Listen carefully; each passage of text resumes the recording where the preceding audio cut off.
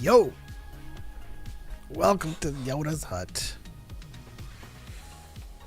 We already got Spooky Kitty in the building. Appreciate you, Spooky.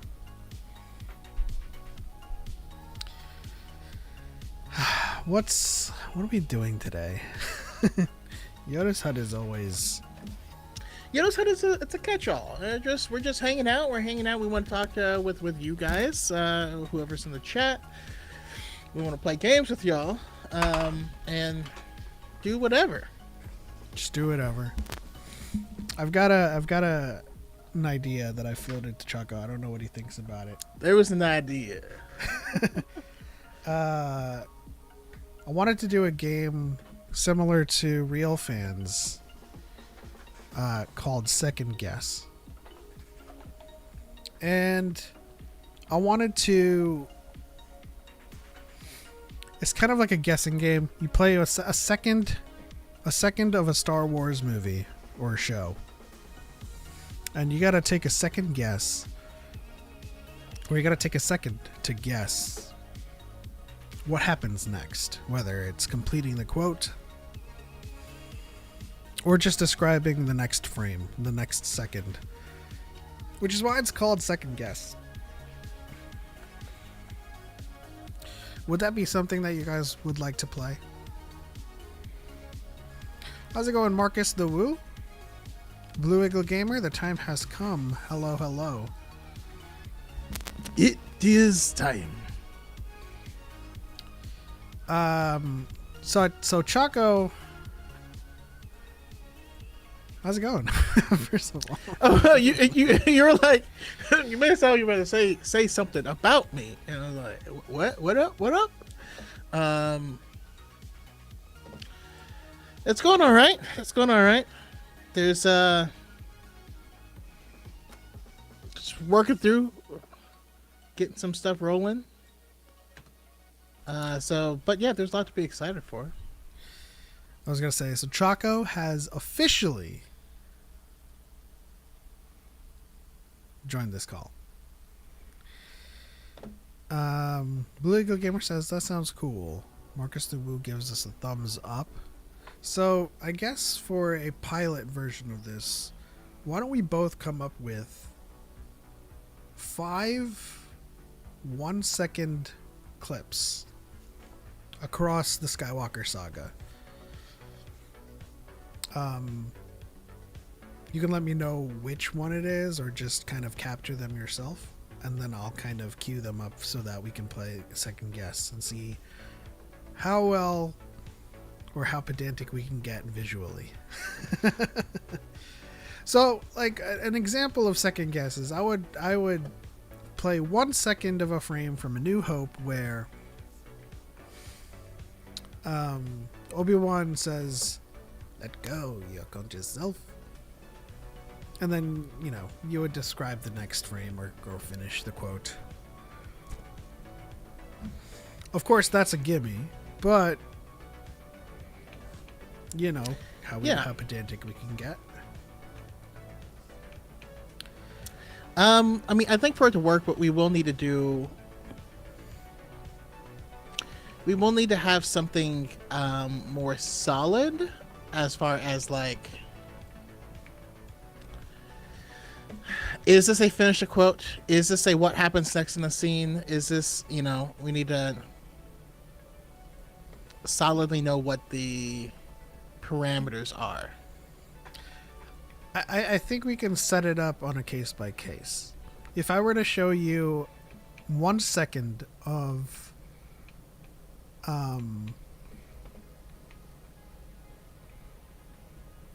if I were to show you a 1 second of Tech going,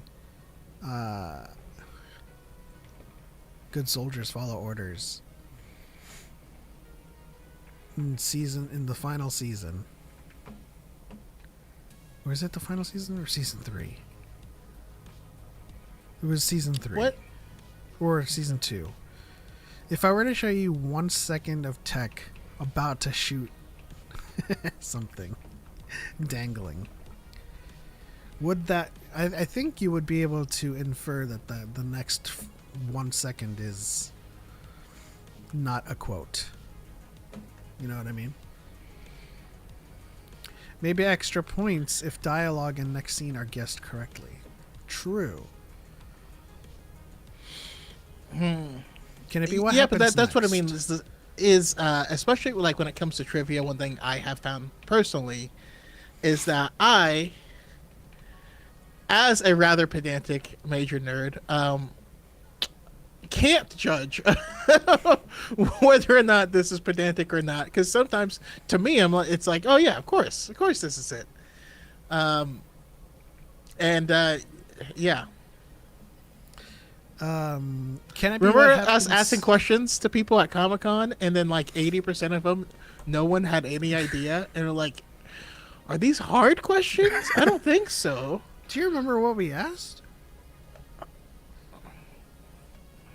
So, well, we So that's why I just want to have it be something with consistency, or at least set up and like, okay, this section is going to be what happens next in the scene, and then we play a few clips like that, and then we can say, okay, this section is finish the quote. actually I like what Marcus says. What if the entire premise of Second Guess is what happens next, right? And you get an extra point if you can finish the quote. So they can get it right if they describe what happens next. And if they give us the quote, they get an extra point. What if they get the quote wrong? Do they lose both? Because that might make it interesting. It might make it interesting. I guess that would have also to make it cruel. Because a lot of people with real fans, when they're overcorrecting, it's just unnecessarily cruel in that regard. I don't know. What do you guys think in the chat?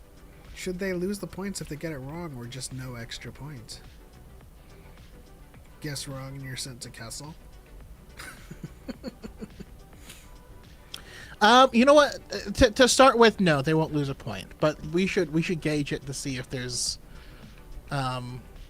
we can always tweak. We can always tweak from there. We want to lean towards accessibility, and then Yeah. Which is something that we have a hard time gauging. Because we went up to during our Comic-Con kind of like pop quiz video. We went up to a Rey and a Kylo and asked a pretty, what I thought was a pretty simple Rey and Kylo question. I forget what I asked, but it seemed on surface level to be an easy one for Rey and Kylo fans. So we were asking. They were Rey and Kylo Ren cosplayers. For one of them. But yeah, that, and I always wondered why when. Oh, sorry. Go ahead. I didn't mean to step over your story. Oh no, that was it. I mean, I forgot what we asked them, but it was what we thought was a relatively easy one for Rey and Kylo fans. I think it had something to do with Rey, but neither of them. It was like, hey, what planet did they do this on? And then there was one of them, but we tried a few of them. We were trying to give away stuff. We wanted people to get stuff. If you've got it wrong, we asked you another question, and we're like, here, try again, please. We want you to have free stuff.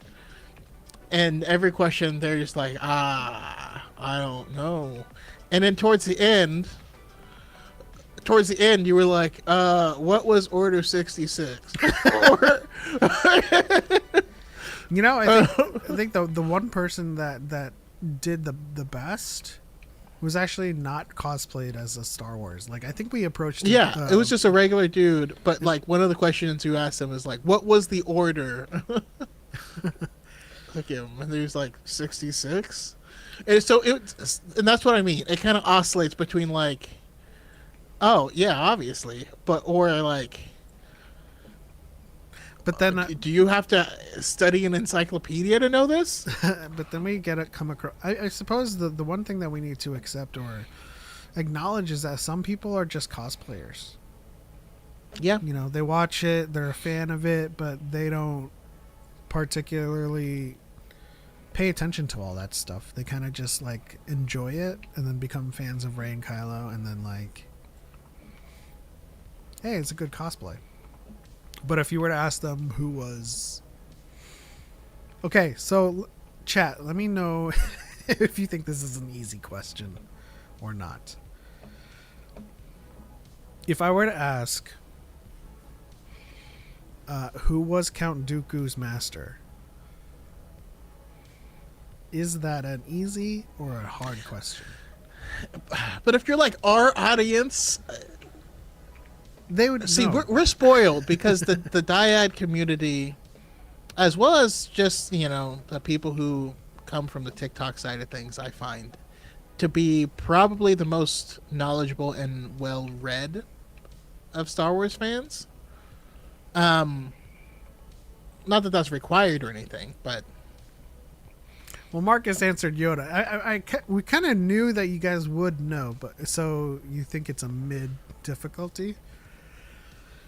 I want to try to. What's going on, Master James Talent Card? MasterCard. I want to try to find. I want to be able to gauge difficulty. All right, how about this question? And you think of one too, and see if these see what they think about the difficulty.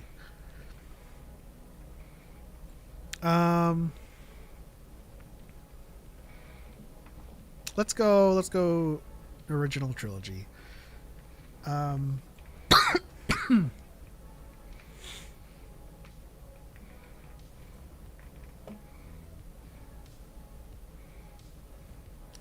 Original trilogy, and we're just thinking of like what would be a 1 second clip, or No. just a question. Yeah, what do you think is an easy question? Just so we can get feedback as to how to better gauge difficulty.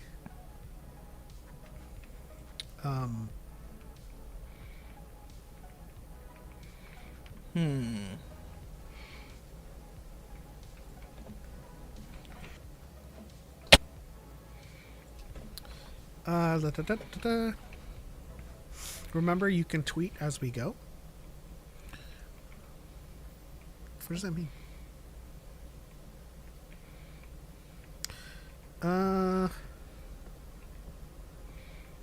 This is difficult trying to think of an easy question now. What I think is an easy question. All right, in A New Hope. In A New Hope.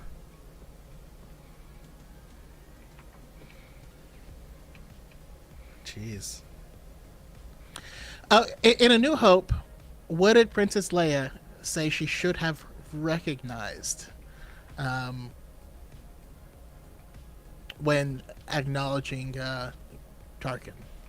Well, I mean, I feel like to me that's an easy question. Okay, and to me it is too. But I guarantee you, for the vast majority of people who've seen Star Wars, I don't think it is. What do you guys think? I'm sure you guys will get it. A and B. Do you think it's an easy question? Now, I can think that might be a rather difficult question.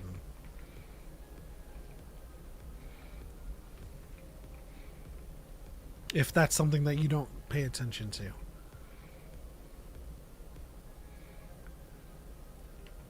Name of the planet killer in...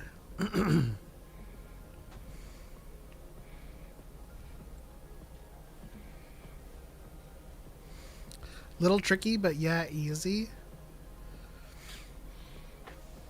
So, I mean, I'm assuming the thing that you're looking for is his foul stench. Yes. But what I think to be the difficulty of that question is remembering the words. Like, yeah, I know I should have recognized your foul stench, but like to a regular, I don't want to say regular fan, to just like a casual viewer, I feel like that would be a a difficult one to remember.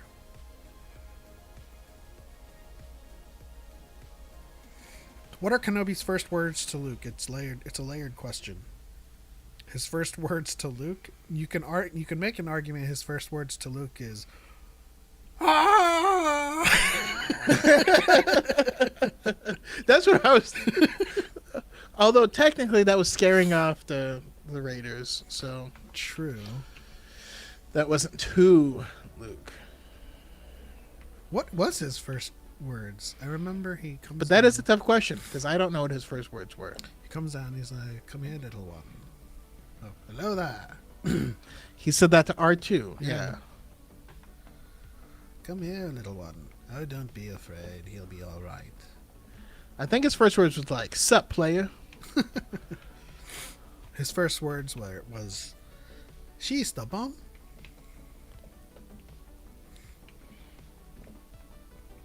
It's good easily because you know it, but you have to think. All right, is this easy or difficult? In Empire Strikes Back, which hand does Darth Vader take from Luke Skywalker in their fight on Bespin? How's it going, Shoe Room? That's a funny name. Technically, he said it. Oh, he did. He did. His first words to Luke was "Hello there" in the Kenobi show. Hello there. Yes, but we specifically said. I thought we were that saying as in A well, New but Hope, we did say original trilogy. That's one of the. That's pedantic as hell. But I like where your head's at. Shroom says left one, but it is his right hand. So maybe that's not as easy as I thought. Which of C-3PO's legs was silver? That would be pretty difficult. Nobody pays attention to C-3PO's leg colors. I had a bunch of people who never noticed that he had a silver leg to begin with. Have you done the first quest of Act 1 of Heresy? Or is that what you're doing right now? That's what I'm doing right now, so we could play together. I didn't realize it had two parts to it. What do you mean? Oh, I just did the first part with the boss, and now I'm climbing a spire thing or whatever. Oh, when you that one ogre, and then you go into the portal, and then you have to climb up to the. Okay. Nothing's fine. I'm torn. Get it? Because you're torn. Okay, I want to show you guys my This is how I feel. new keyboard. It's pretty spicy. It's called the Aula F99, and it's quite thocky. Yeah. Let's see if you guys can hear this.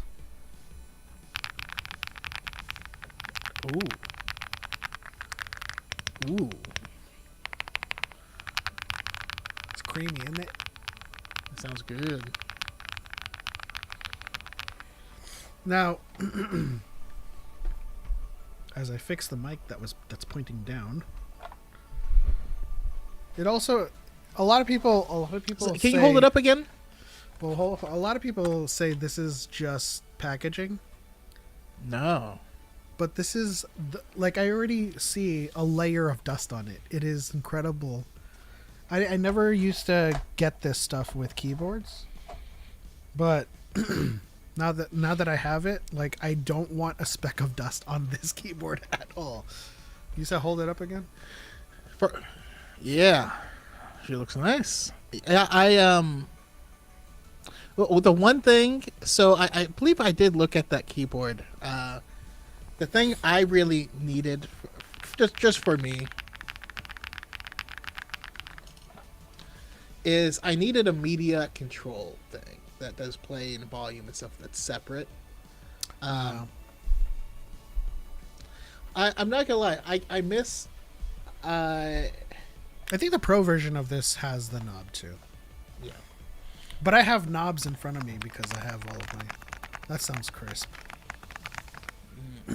Yeah, I love it. But I Retro did design. find out that the F99 is actually like a collab with Epomaker as well. So it's kind of like they're pretty great companies. Yeah. Also, this came with a little, like a separate little screen, so I can have profiles and it'll tell me information and all that stuff. Um, but I don't ever have it in, because it's a USB Type C, and I'm like, there's a lot more stuff I'd rather be able to plug in, Yeah. and so I can plug in other stuff as well. I prefer more typewritery sounds. Like, are you maybe like a blue switch, where it's like like a clicky clicky? Am I the one of the few who Clickety-clack? doesn't like the clicking? Which clicking? The clicking of our keyboards, or You know what? I mean, with my last keyboard, I actually did install rubber gaskets on it because it was too much. It was still loud after that.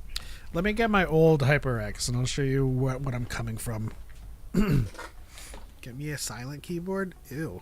Just kidding. There's nothing wrong with that. Some people like the silent ones. I've met some people that want to feel like they're typing on a laptop and there's no movement at all. I think that's crazy, but like, I don't know, it is what it is. So I'm taking right now. But let me pull up your guys' comments here. Nothing's fine. I'm torn. In all honesty, you can only hear it because I've put the mic to the keyboard, but this one is actually relatively silent. Like if I'm typing on this, I don't think you could hear that like obnoxiously. Can you still hear it?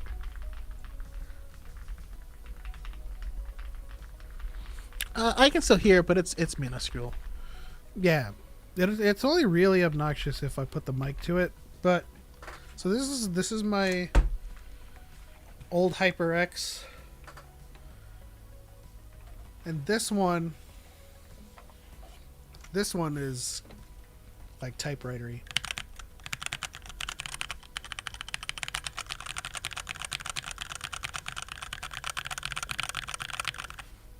Yeah, that's real. But it had really bad stabilizers. Mm. You can hear the rattle. I mean, I used this for a couple of years, but People raw dog 12-hour flights. Yeah, we call them freaks. I don't know. I like it if there's no I other can't sound. do that. I like it if there's no other sound, but I got YouTube on constantly. Yeah, I mean, when I'm playing, when I'm gaming and I'm just doing the WASD and like some other buttons, it really doesn't. It's not as obnoxious as like.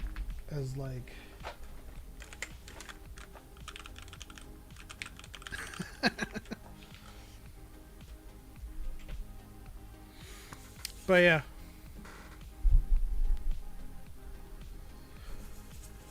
Silent keyboards are under that umbrella. I mean, I think so. As creamy and thocky as this is, it's not loud. So yeah, I would probably consider these more muted, if anything. You certainly can't hear it unless I like jam on it.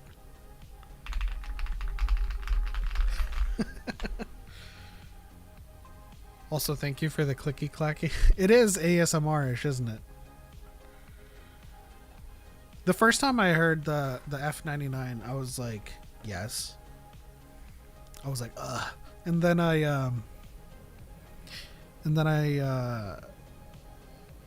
what was it? I saw the price and I was like, gosh, that's crisp.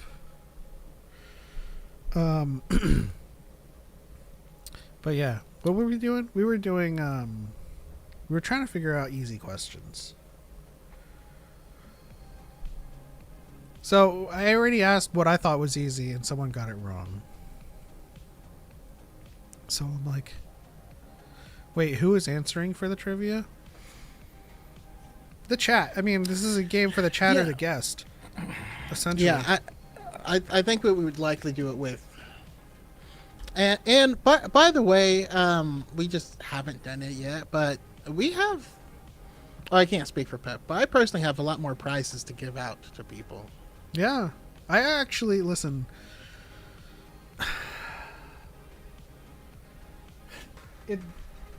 This might be difficult to do, but I actually do want to give away this Darksaber. It's a nice little collector's piece, and it is real, and it's metal. I forgot how to turn it off.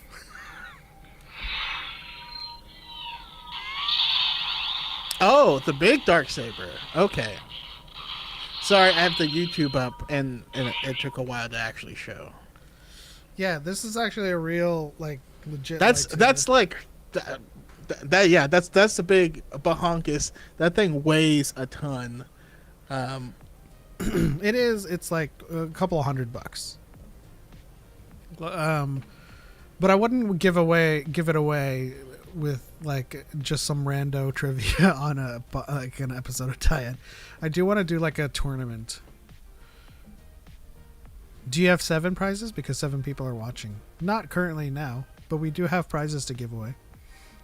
But yeah, I do have more than 7 prizes to give away. There's a lot of stuff that we've been fortunate enough to receive from Hasbro and from Lucasfilm and from different places. So we like to share that around. Yeah, there's some stuff that once we get it, we're like, no, I'm keeping this. But yeah, we do have a lot.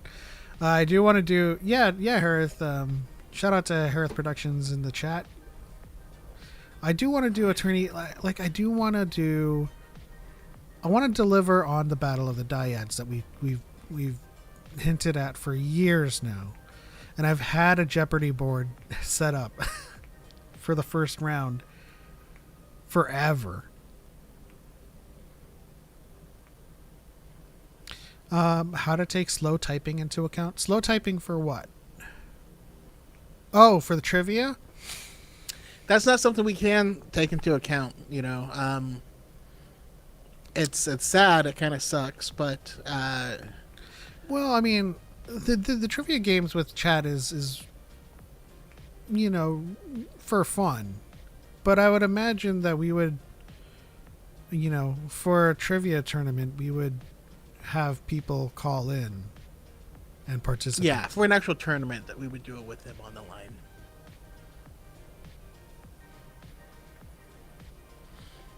But I'm certainly not the fastest typer myself, and so that's always been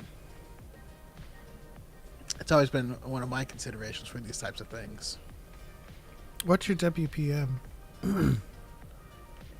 I don't know. I'm 110.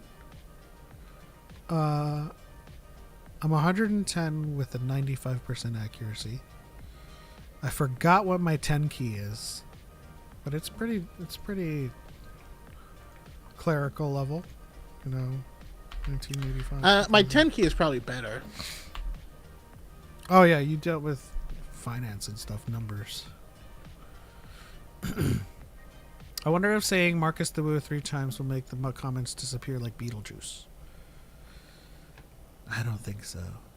Stream delay would be my bane. Yeah, that's why for any kind of trivia game that has any consequences, like a big prize, we would ask people to call in. Whether that's just voice only or camera, we would need you guys to be able to audibly buzz in, like say your name or something like that. Just the same way we do real fans would know with our guests.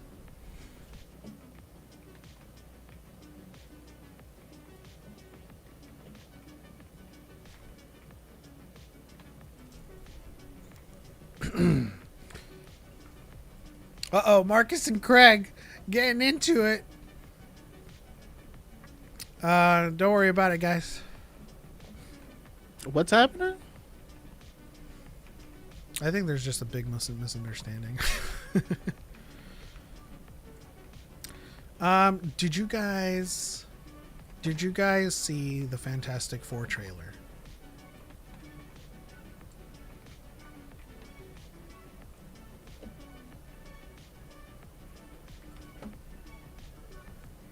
Did you see the? Yeah, you did. Well, obviously, you did.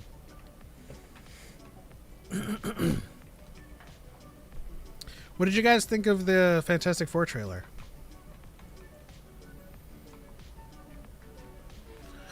So we get into it. I mean,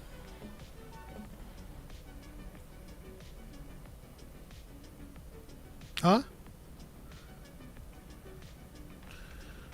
so we are getting into it now. The trailer. Yeah. I mean, we're not going to play it for obvious reasons, but we will go frame by frame. Take a look at some things. Let's see. Marcus Lewis says, I thought the Quiet Place dude was going to be Reed Richards. No, he was just that in Multiverse of Madness. I think that they announced Reed Richards or Pedro Pascal like a year and a half ago. I think at Comic-Con. Yeah, I mean, What's going on, Con? I think John Krasinski was like a meme pick, which is why they put him in the film. In Multiverse of Madness, but yeah, it's definitely Pedro. Let's take a look at, or at least go to a screen where we can see it.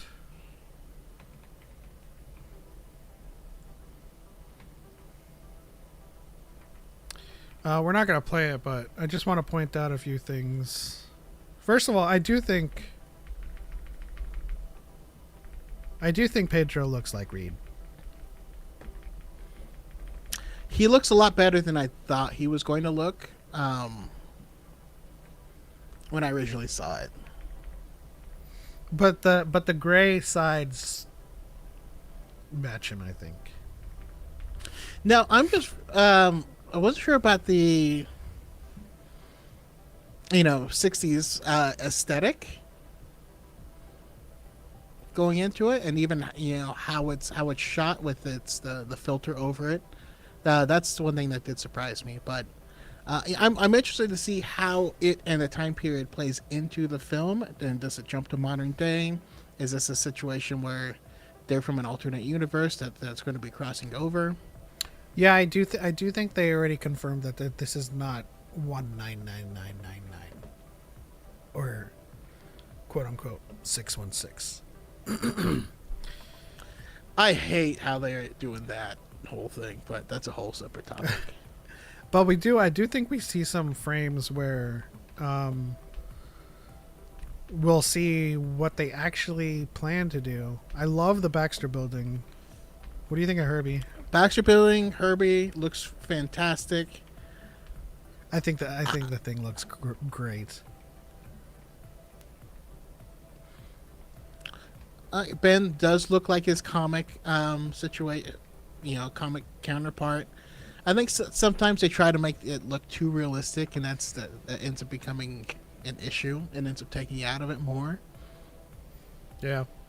Here it says the latter. I think it's another universe that jumps over to the main universe. So I think it might just be me reaching, but I feel like there's a couple of frames where that is the case. The real question is, does this mean we get an Illuminati movie in the future? But yeah, we'll get there. Coming out in July. I love seeing this. I want to see Reed Richards doing some fantastical, like, quantum equations and stuff and solving for X. I specifically really like seeing this because, it's a hill I'm willing to die on. Reed Richards should be a strategist in Marvel Rivals. He is a scientist and a strategist. That is what he That's what he is. More than any other characters, he is not defined by his power set. Stretching and stuff is a thing that he does. A scientist and a strategist and an inventor is who he is. Yeah. Also, I don't know if there's like any kind of debate in the comic world, but he is the smartest man in the universe, right? In the Marvel universe. There's a few people who are up there, but Reed does seem to usually be the top. Gotcha. I do want to see a lot of this though in the in the movie. And in fact, that's a big part of his character is having such a high intelligence level that he has trouble relating to people normally. I mean, there's nothing to be said about Sue. She's hot. I mean, perfect casting. Jessica Alba was hot, but she was not good casting. So I mean, that's no. not those are two separate thoughts. She's hot. Also, okay. Also I thought you were like, casting. she's hot. That's what we need. No, this I cannot abide. What do we think of Johnny? He looks weird. I don't know. There's something about him. Like he doesn't look like. Does he look like he's wearing a wig? Yes. A, he looks like he's wearing a wig. B, he kind of looks like a thumb to me. A thumb. I do like this. I like the graphics on the torch.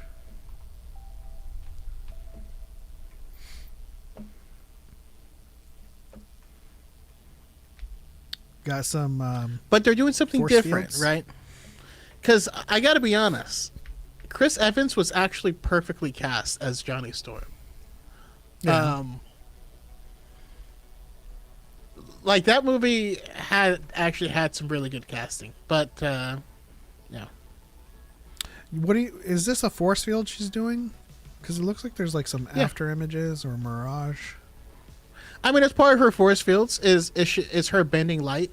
You know, she's called the Invisible Woman, but she doesn't turn invisible. She uses a force field to bend light. Gotcha. You know. But I always think the issue where Reed is going through all the different universes where Civil War ended peacefully. Maybe they will give him the Electro treatment and give him a makeover when he crosses universe. Oh, he does have that is a 60s haircut. I do admit.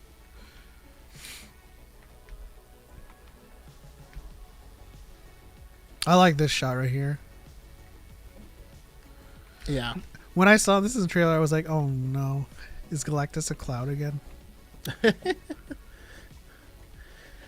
No, I like that because to me, it feels like a very Iron Man moment, but it's probably Johnny being new with his powers, flying up and like realizing, oh, there's no oxygen up here, which kind of hurts what I can do until he gets more training. That's happening. I don't know, but we do see Galactus in the trailer, and I have to be honest, I don't like Galactus. I just don't like him. Okay. Well, I like this car. So here's the frame that I'm thinking of. These couple of frames. Does this look like he's flying through the same universe? It doesn't look very 60s in this frame right here. Oh, I guess that building, that saucer building in the back. The saucer building, it almost feels like it's that aesthetic but moved forward. And so we don't actually know what year this is, but it just could have been the prevailing technology moving forward. This frame right here looks like it could be modern day universe, MCU. This is what I love about teasers, though. It's like, can we really say this is all happening? And then we have Gandalf. Malkovich. Who is he playing? Who is Malkovich playing? I have no idea. Some of the earlier architecture had futuristic 60s look. Yeah, I think it's called Googie architecture. This obviously for sure because there's like Googie buildings like the saucer and the tapered points. I like this shot though because it right here. I like this shot because it shows the scale of Galactus.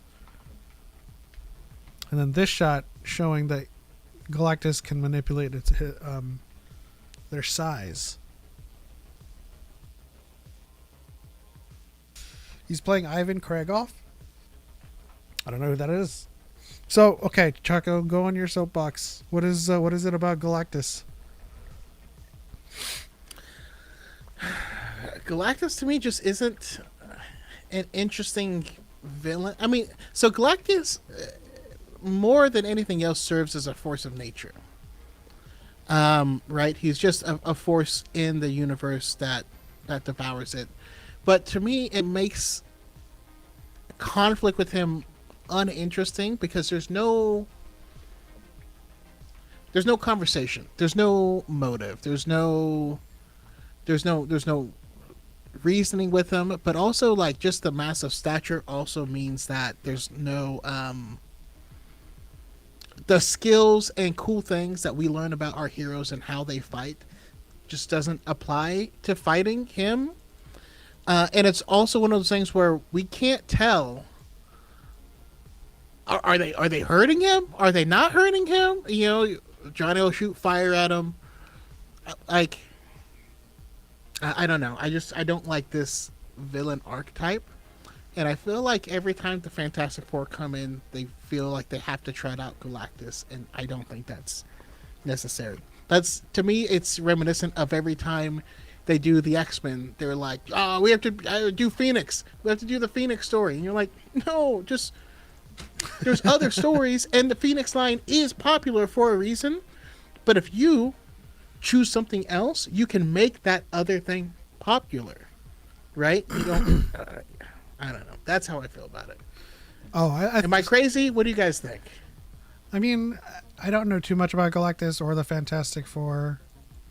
So, I mean, I'll defer to you, but I thought you were saying I don't like how it looks in the trailer. Oh, I think he looks fantastic in this.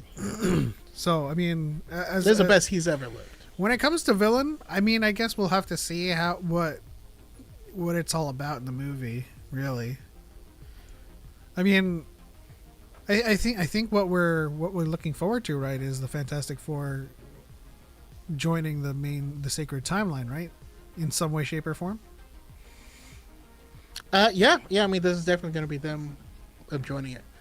Yeah, Harris says Galactus is just a disaster movie. He's a trope to get our heroes to work together and create conflict. Yeah, so it'd be like watching the movie 2012, except they have to fight the storm, and you're like, how do they fight the storm? Are they hurting the storm? Like, is what they're doing affect it? You know? But as Marcus says, because he's a blank slate, that you get to focus on the protagonist, which is also true. But you know, I might be sour on this because my favorite Marvel character is Doctor Doom, and he has such an interesting story. He's such an interesting villain, a regular ass human who uses his intellect, and he doesn't play well with others because he just thinks they're stupid. But his motivation is trying to save his mom, and all this stuff, which gets him to go into magic, into science, and he has no compulsion about using both to their full effect. And so there's he's intensely, he acknowledges that Reed is smarter than him, and he's always has a jealousy complex with Reed. So they have this weird dynamic that's competitive with each other. I think this is all leading to Doctor Doom, though, right? We have Secret Wars, and yeah, I mean, we have our trepidation with RDJ being Doctor Doom, but I think as I said, like Marcus says, Galactus is the type of villain in a movie introducing the heroes. So I don't think they're positioning Galactus to be the main villain right now.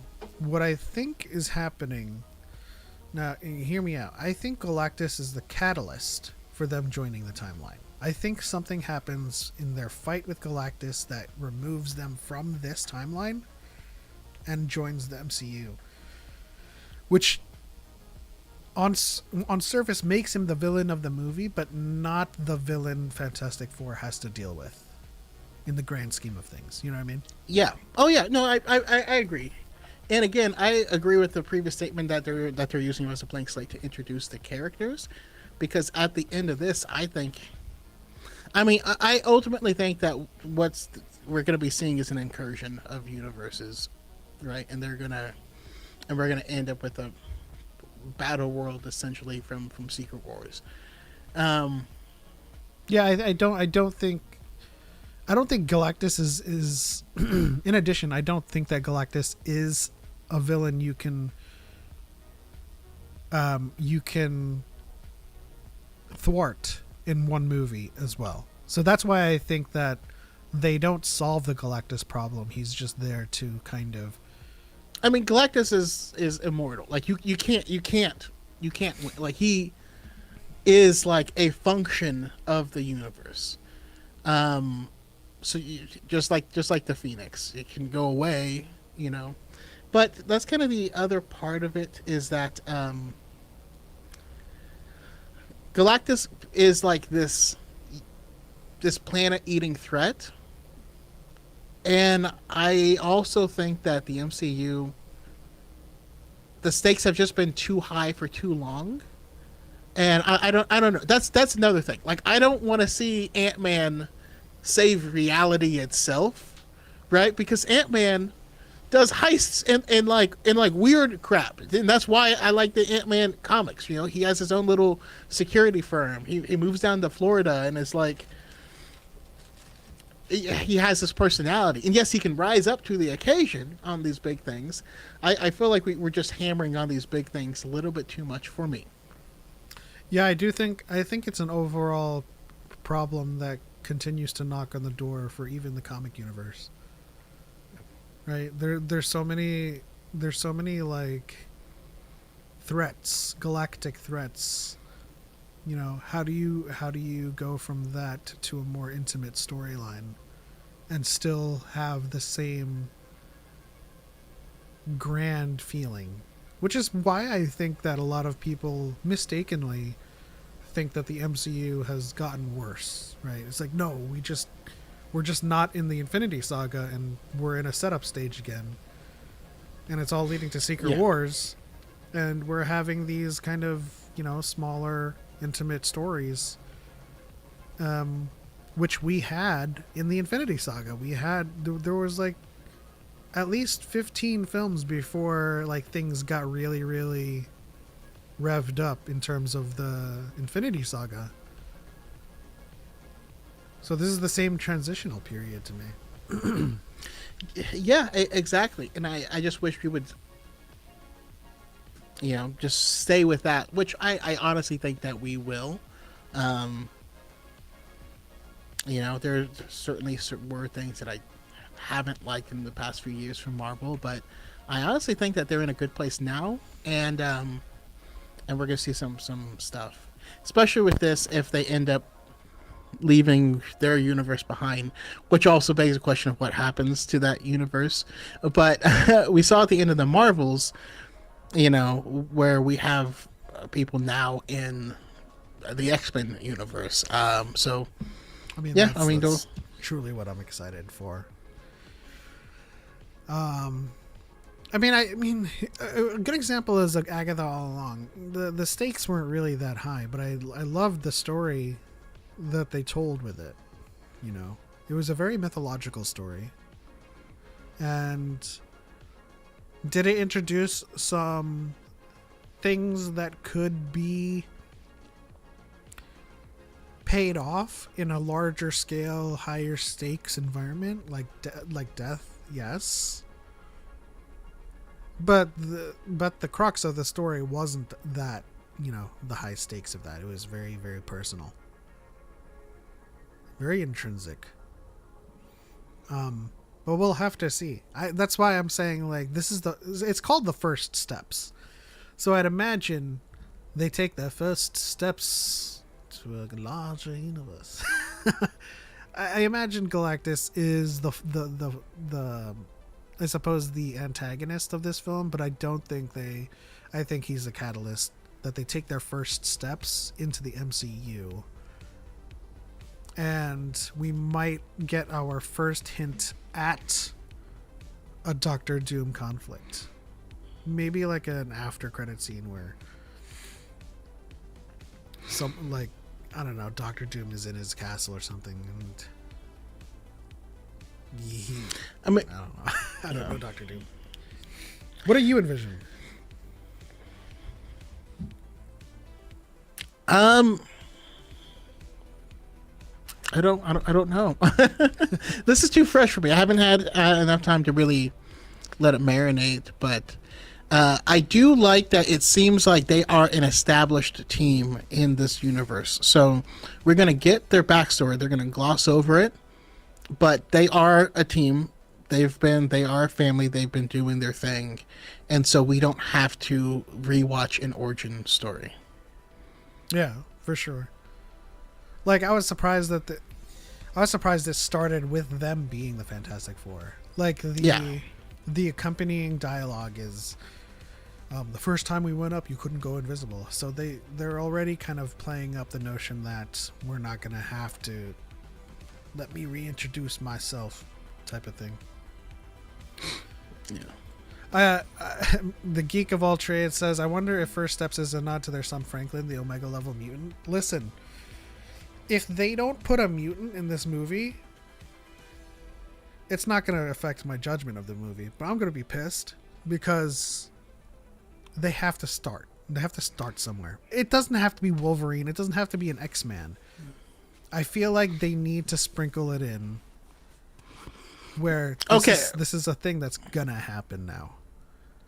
All right, but Geek of All Trades, is he really a mutant? Is he still a mutant, or they've been playing it real fast and loose with Franklin Richards, because he's like, okay, he's a mutant, but like he made himself a mutant because of his powers, and you're like, wait, what? Or like it was either he made himself a mutant or he made himself not a mutant. It's weird. But basically, he's like an Omega level reality warper who at one point in time merged with himself from the future, doubling his own power. It's weird. So I haven't kept up with X-Men, like the most recent runs. But isn't Xavier the most powerful still? Xavier? Didn't they do something really, really overpowered with Xavier? They've done overpowered stuff with him, but I don't think he's been the most powerful in a long time. In the comics, him and his sister are still mutants from last I checked. Franklin is the most broken character. Man can just do whatever he wants. Well, to that I push back with Kumagawa, who can literally just imagine something and it happens. So, I mean, that is kind of what Franklin Richards does. There's one other guy who's a mutant. I'm trying to remember his name. Well, that would be an interesting fight, Franklin versus Kumagawa, because in the manga, Kumagawa just imagines he wins the fight, and he wins. So the reason people don't grow old in the Marvel Universe is because Franklin is controlling it and not letting them. Yeah. Like, well, here's a question. Could the character Kumagawa imagine that Franklin has no powers? I I don't think he could. That's an interesting thing. You're describing um in part Franklin Richards' powers. Like the reason they were missing for so long is because they were going throughout the galaxy recreating universes with his power. Reed caught his son as a child, like in his closet, making universes, and he's like, "The hell are you doing?" It's like, "Sorry, Dad." Like, oh Jesus Christ! Like,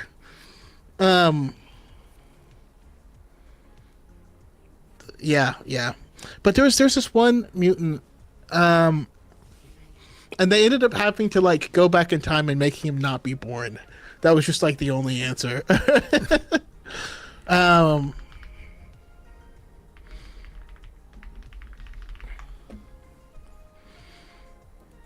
and of course, there's also Mad Jim Jaspers, right? We have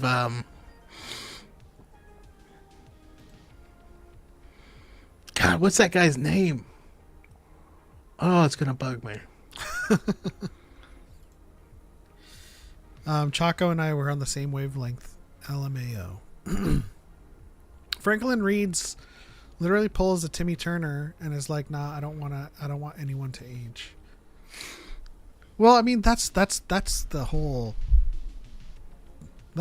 paradox of this matchup, right? Because so Kumagawa has an ability called all fiction, in which nothing exists but himself. Matthew Malloy, Geek of All Trades. That's who I'm thinking of. Thank you.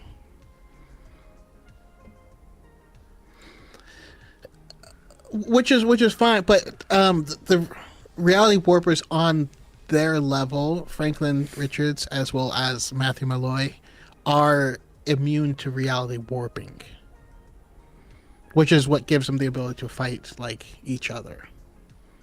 Right. Well, see that this is the whole I suppose crux of versus debates is the rules of the universe, right? If all fiction is the ability to erase anything that exists, sans him, like if he can use all fiction to make it so that Franklin doesn't exist, or his reality warping powers doesn't exist, or the ability to warp reality doesn't exist, does that work?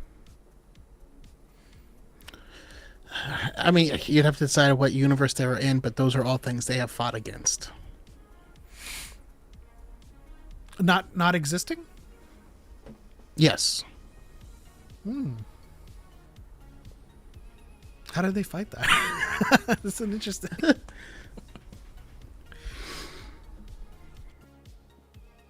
Yeah, specifically Franklin Richards, Matthew Malloy, and Mad Jim Jaspers, as well as technically the one above all. The one above all is just God. It's just like the editors of at Marvel.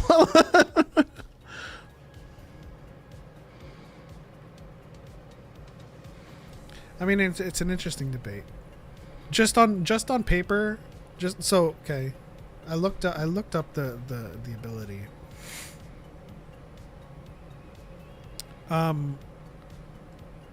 The ability has to erase anything, which includes reality and natural laws.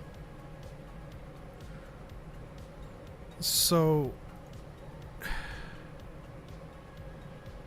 it's a really tough kind of versus discussion. Well, I mean, but that kind of doesn't that kind of clinch it? Like, if one person is immune to reality warping, then if they're immune to reality warping and Kumagawa erases reality, erasing something is a form of warping it, though. Like doing things that affect reality, abilities that affect reality, he would be immune to. There's one more mutant named Clyde Wincham who's said to be the strongest of all mutants. I don't know Clyde Wincham. Blue Eagle Gamer says, "Can I just say it would be a standstill?" That's probably the most reasonable conclusion to come to. Like, Kumagawa can just imagine things to be what it is, and then I guess Franklin would just, I suppose, be immune to it all. It's really weird, kind of going anime versus comics, because or manga versus comics, because like I said in one of the volumes, he imagines himself to just win the fight and the person loses. I mean, there's maybe, but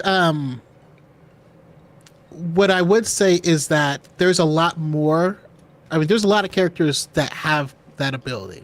I mean, like Scarlet Witch can imagine something, and it just is, and it always was. You know, like she has that ability, but there are many people that can and have overcome it. So that's why I lean towards the comic side, because we've seen those powers. There is a mutant, and her ability is that she just wins.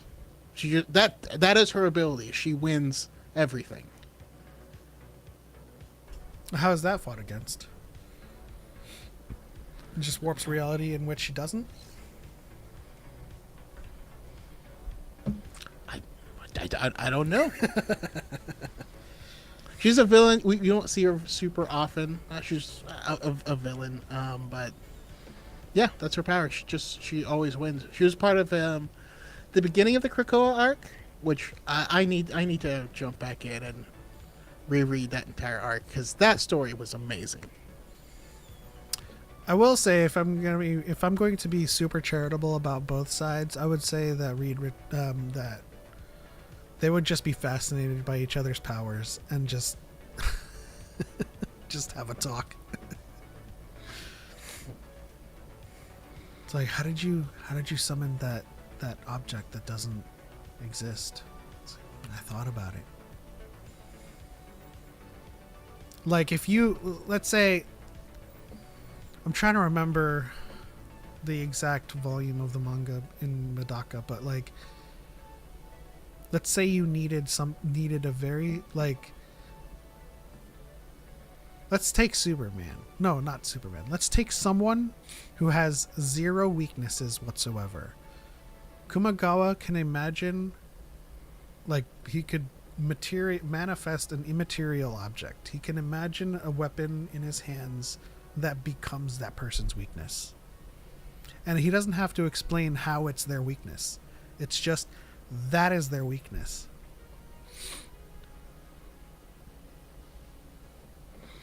Yeah, no, I definitely get that.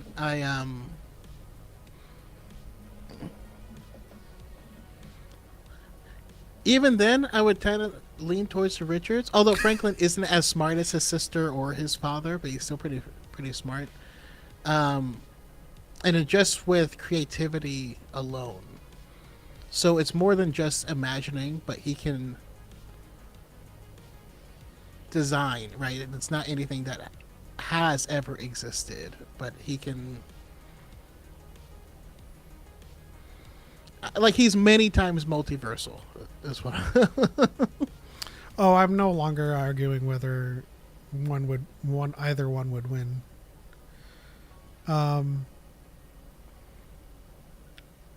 Can people in the Green Lanterns be that powerful because it is based on thought?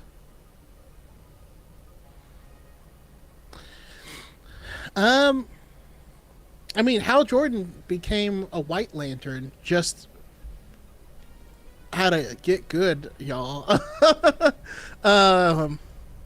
Without a ring either. He doesn't need a ring. He's just that dude now. Yeah, you can have an ironclad will that just is indomitable. Have any of them got to the level of like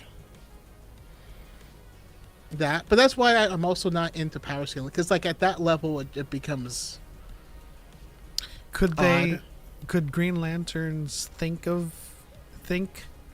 something of reality, and reality would warp? in the same way? No, they don't. They don't warp reality. They can be very broken, like Geek of All Trades says, but they are still limited by what they have. Mostly, and I say that because we have seen Green Lanterns come from planets where the people have incredible powers already. Blackest Night and Brightest Day comics are incredible. Yes, absolutely. Also, I fell in love with Robert Venditti's run on Green Lantern. Specifically, but I like how creative they get in their problem solving. I do have a question that I would like, for everyone, because it's something I've thought about. Is if you could have a crossover, like what would it be? What would you do? What two universes would you cross over? And I say this because I would love to see Captain America as a Green Lantern. I think that would be amazing. I could picture him with the ring on his left hand and still using it as a shield more often than not. But just having the ability to make it do whatever he wants. And it would just be really cool. And his willpower is insane. And I think that is his natural... naturally, I think a ring would seek him out if he was ever in the DC universe. So what you guys are seeing is Destiny 2. And you guys are seeing a what appears to be an advanced... I don't know if you can stand to hear my voice right now. I was there. So Destiny and Star Wars Harris crossed had a over. message for her knife. Anything. Yep. Anime, comics. Keen on a little Yeah. vengeance, killer. You'd love to see mutants in the DC universe. All right. Do you have a pitch for it? Is there a specific mutant or just the concept of mutants in general? In the city. Hadn't been staying there for a while, but it's full of her things. You've probably walked by it 100 times. I sent you a pin. Whatever she left you there, you take it up and you kill. Or Bang Babies in the Marvel universe? I don't even know what that is. What happened Fallout to trivia? Marvel. Let Cap see how Fallout's world became so effed up. What happened to trivia? Oh, no, we were just talking about what we could do for trivia moving forward. We were talking about second guess. We were talking about trying to figure out...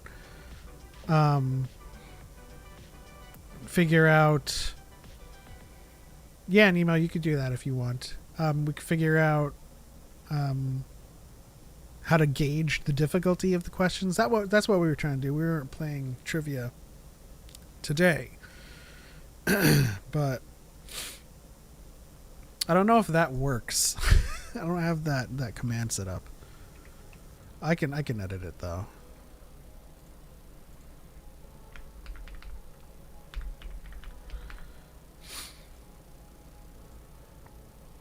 But yeah, we were just talking about Fantastic Four comics and stuff like that.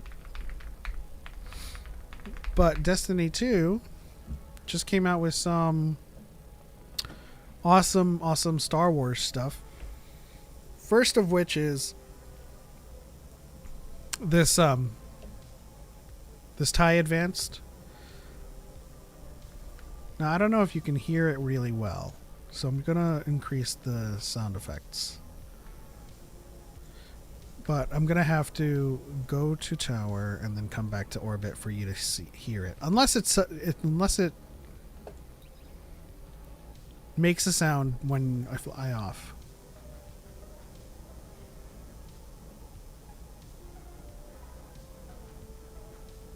We got to load the tower first.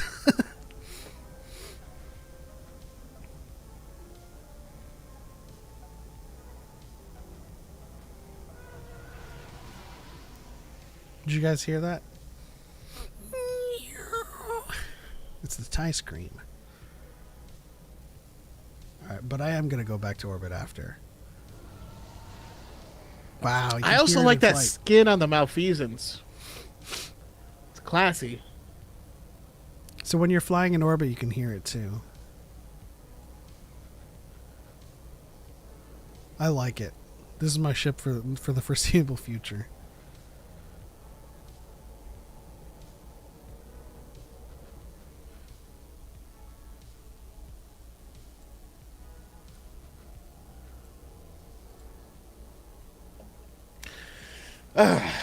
Great. Now I gotta buy silver and It's expensive for everything. I didn't even get everything. I had to make priority decisions.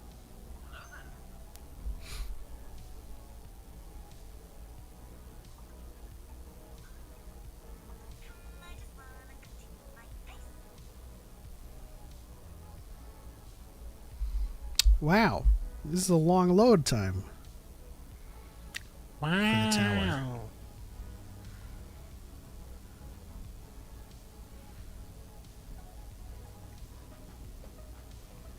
I don't know.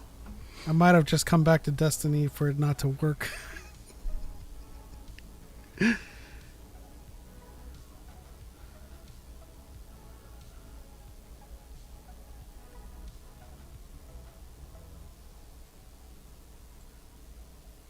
Are you still on that mission?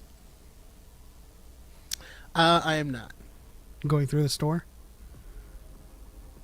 This is the load screen? Spending. Yes. I'm spending money. Yes, this is the load screen. Yeah, there's something wrong. There's something wrong with your game. It shouldn't. That ain't normal.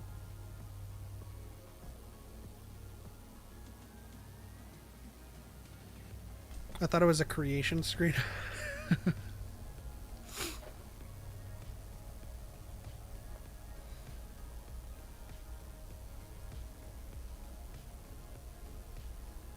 Yeah, I mean, I might just disconnect back to orbit, which is what I need.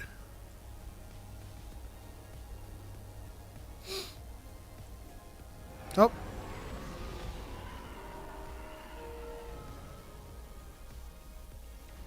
I really like that sound. So before I get lost in the tower sauce, I'm going back to orbit. Oh wait. Let me show you the emotes that came with it. First of all, check out that armor. It's a Death Trooper armor for the hunters. I can show it to you right here in the character screen. Because it's not loading up. Destiny 2. So it's the Death Trooper armor. And then here's this.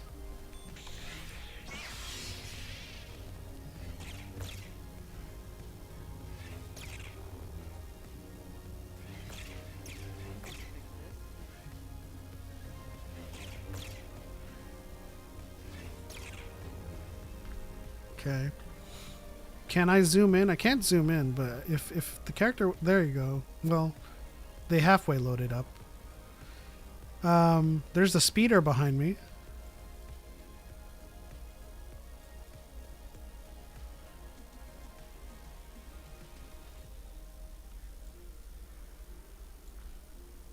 Here's another emote.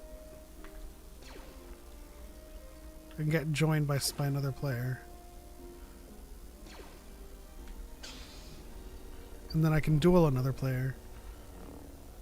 So what this is telling me is I need to get Traco in the game. Alright, let me go back to orbit. And then let me know when you're done spending the monies.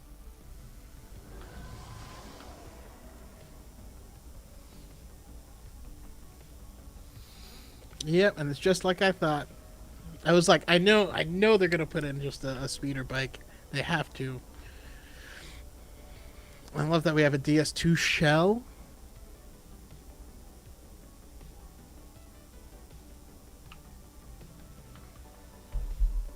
Yes, which I also have. I don't know if you can stand It shoots. It shoots the Eris had a message for her knife. the Death Star beam. You keen on a little vengeance, killer? She kept plans for times like this. Piles of balled up, scribbled paper and ink in her old place in the city. Hadn't been staying there for a while, but it's full of her things. You've probably walked by it 100 times. I'll send you a pin. Whatever she left you there, you take it up and you kill what killed her. Anyone know if there's an update on that Star Wars Total War game? I haven't been paying attention to it. Star Wars Total War games. What are we talking about? Unsure.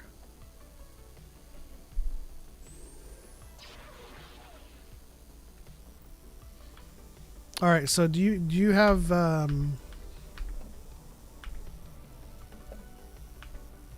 do you have the quest Echoed Warning Step 3 of 21?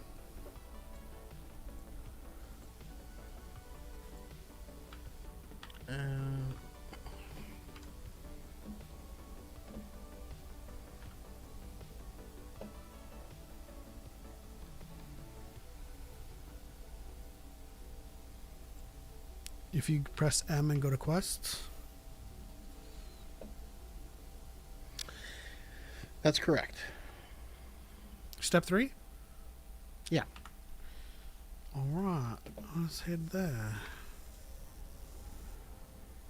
Where are we headed for that? The last city.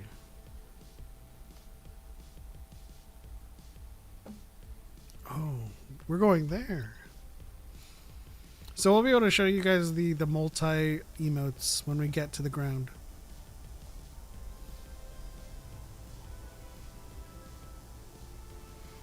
Oh, that's one thing I didn't do. I meant to get to farm the Albedo wing. Yeah.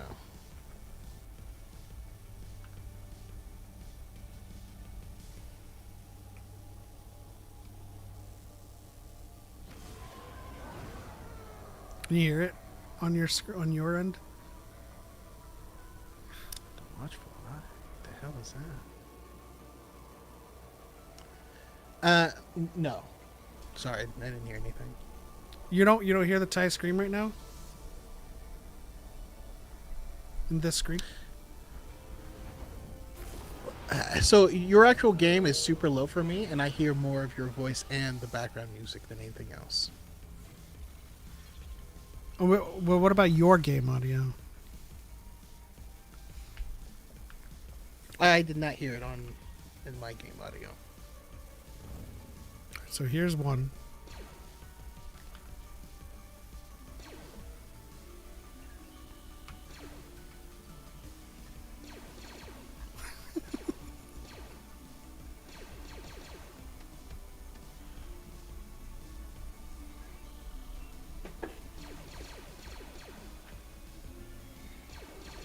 Oh my gosh, do you see the laser beams just like going in errant directions? Like they're missing?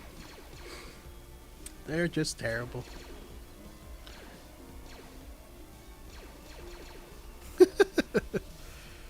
Alright, here's the one.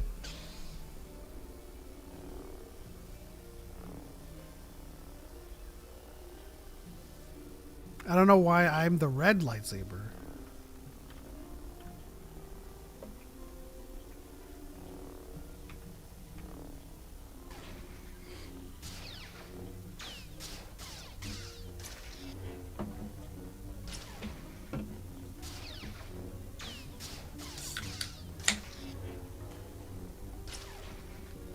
That's pretty dope.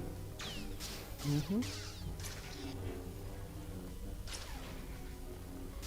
And I love that, they got it officially, meaning we have all the sound effects and stuff like that. Yeah. We've been waiting a long time for Destiny to cross over with Star Wars.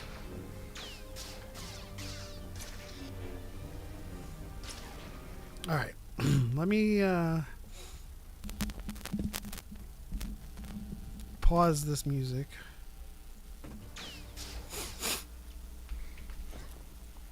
And let's do this mission. I mean, once we're in the mission, it's not what when we want the music. Well, there's in-game music. Oh, we have to, oh, okay, we're entering.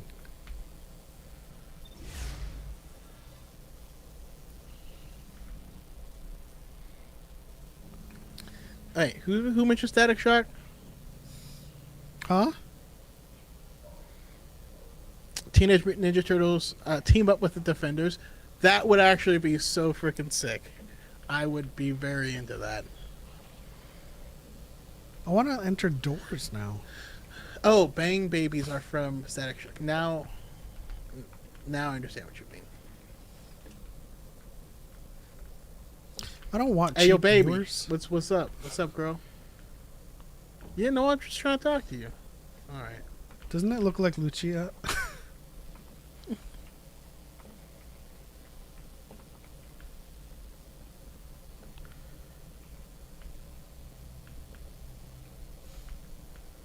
Isn't that the Soul King? Never mind. Might be a spoiler.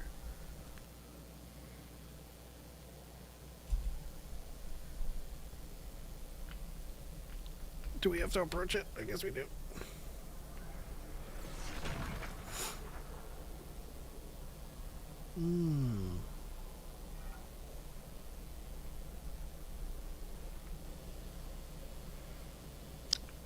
Listen, it's sad, but I need these moths out of my face.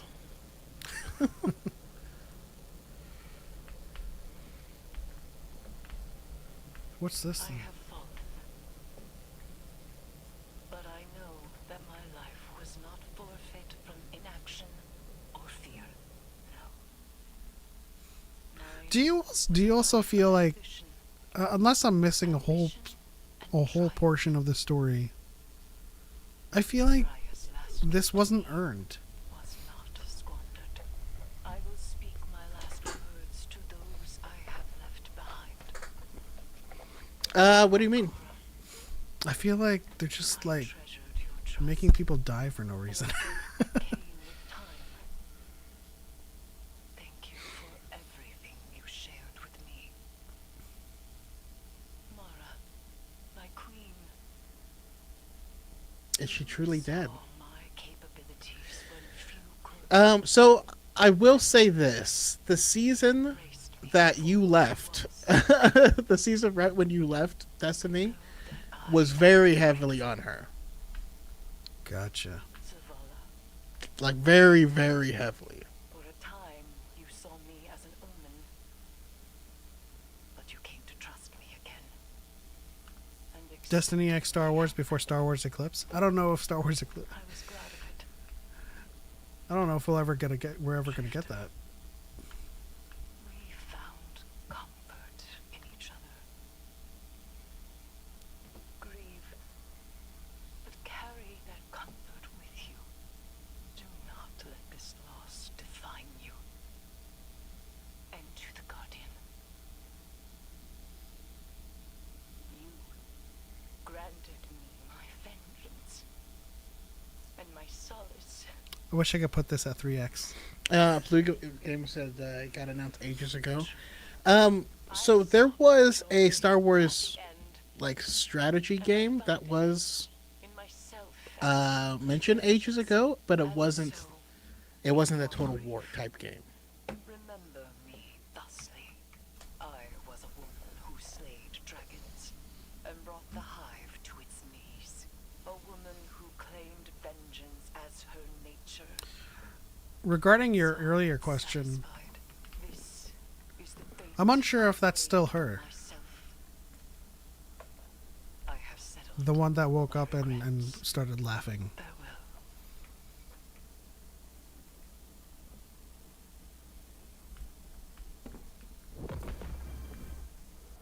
Guardian, Ikora sent me. I'll be assuming operational command here to strike back against the dread that took Eris from us.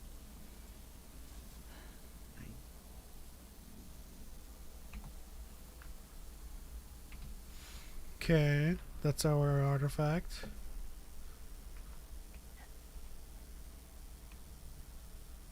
Sidearms. I suppose I can use... I suppose I can use this again.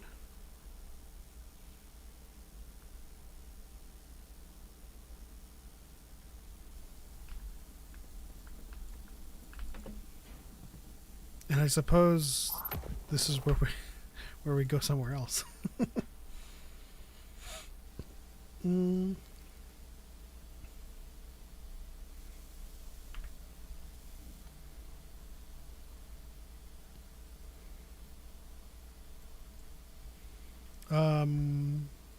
The next part of this is the Nether Explore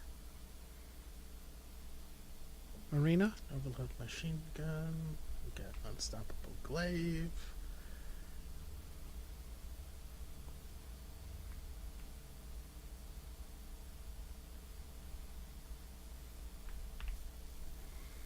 Wait. Are you kidding me? Does this mean... Oh, that's broken. That is straight up broken.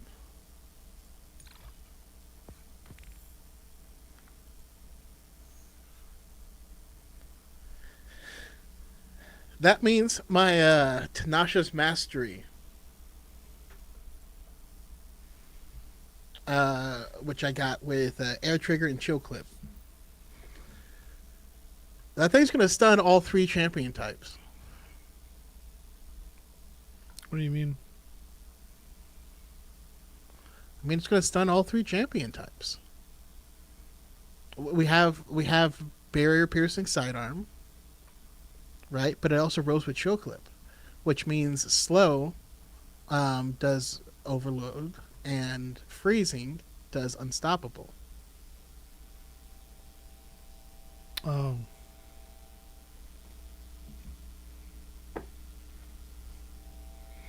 I can freeze with my melee. Okay, we need the music back. Alright, let's do this mission.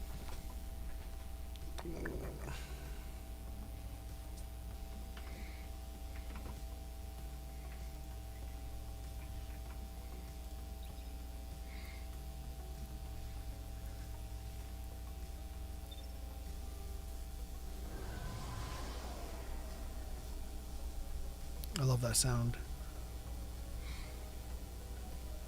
Why did... Do the X-Wings have a signature iconic sound? Maybe just not a flight sound, but their blasters are pretty damn iconic. I don't know how to do it.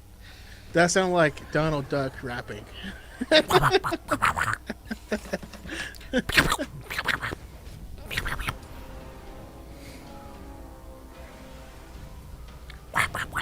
don't know.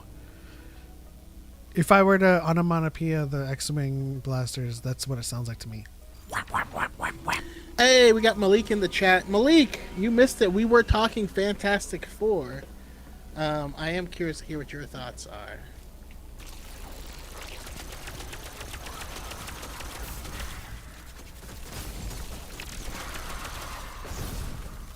Okay, I don't have any enhancements yet. Okay, this is... the thing. So we have extra health, but there's no healing in this.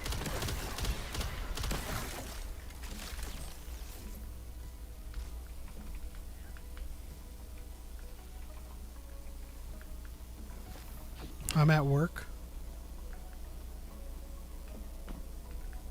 That's okay. You can still talk about his Fantastic Four with us. What'd you think of the trailer? I see this chest and I want it, but I don't know how to get it.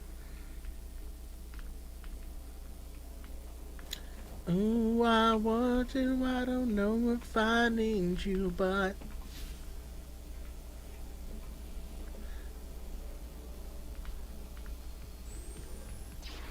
But I believe the chest, though, is just going to be ammo. Oh. Because in this mode, special and heavy ammo is also going to be limited. But we'll be able to find it in places.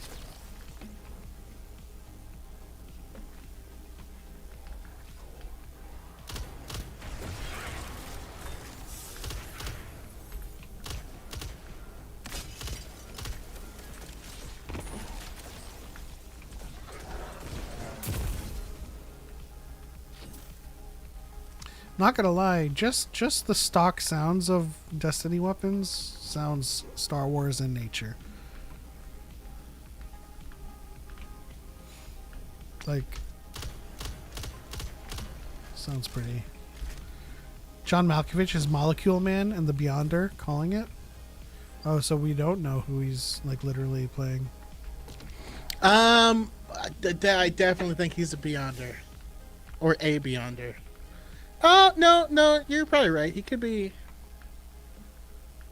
that universe's Owen Reese. You know, even as a flashlight, the DS2 shell is shooting. That's funny.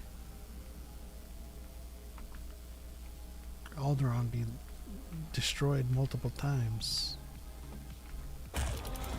Sigil shards.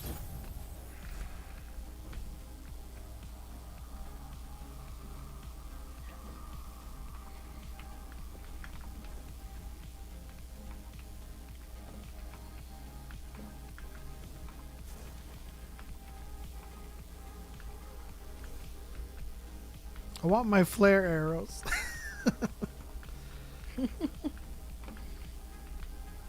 Are we back in the beginning?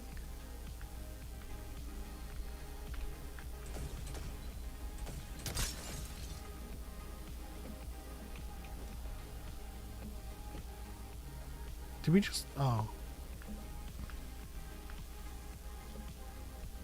What's this, you say?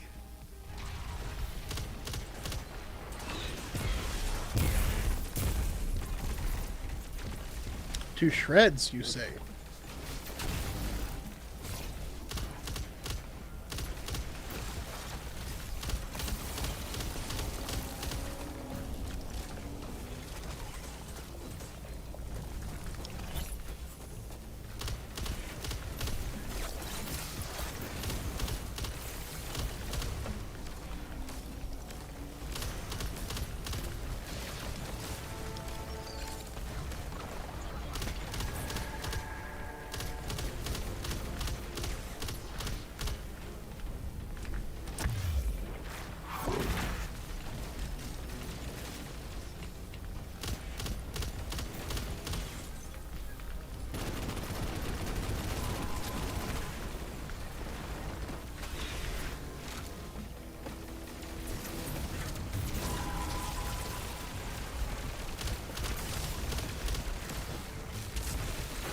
Okay, let's see.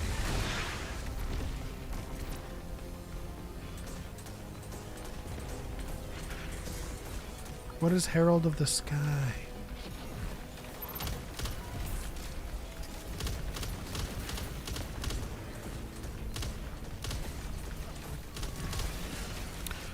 Sue Storm, no more, I understand. I understand you. Also really weird that Reed is the only one whose powers they didn't show. Um, I don't think I mean, it's going to be I mean, stretchy. I think they did. You know, okay, so they didn't show his powers, but again, like I said, they showed him being a scientist and doing equations and stuff. That's his main thing. His main thing is he does stretch, yes, but that's like the least of what. It's a utility thing. Yeah, I think they're going to play up the smartest man angle.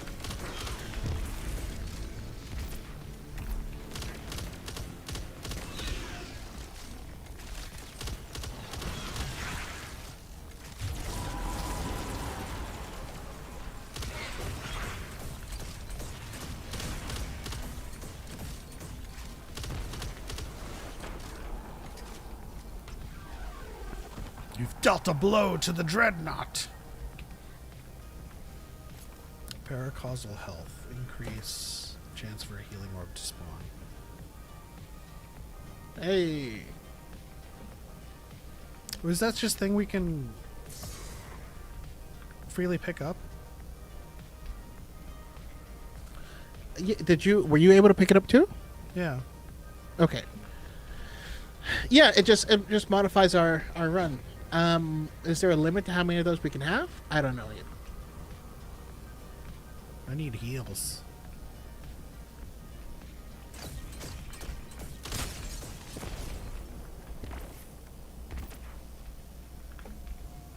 this is something we can't go into unless we go. We can go into this. No. Oh. Okay. Yeah. So that just means that we'll probably have to make like very specific builds for these missions. Oh no.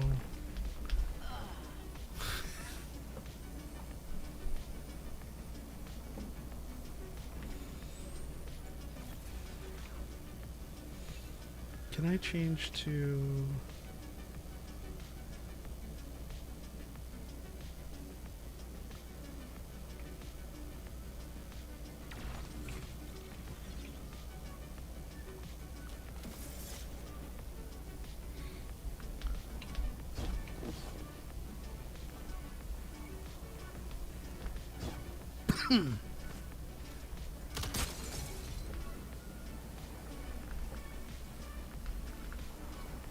Give me main universe Illuminati? Yeah, that's what I said. Like, is this the first step towards having an Illuminati? The answer is, dear God, I hope so. Oh, appreciate that.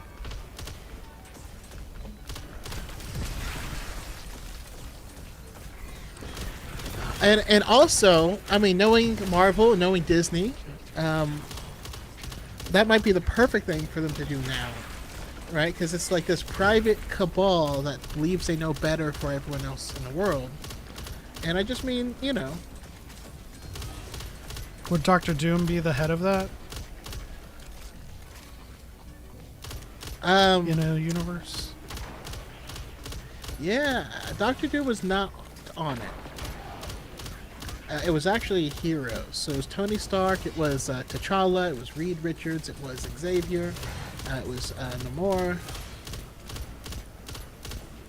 I'm aware of that much, but could there be a variant that exists?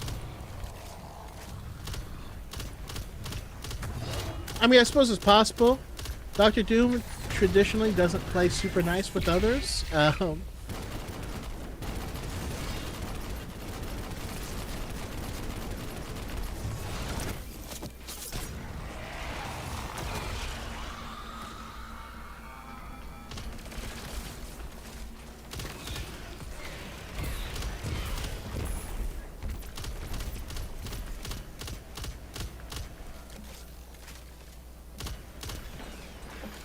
Cap before he got his mind wiped?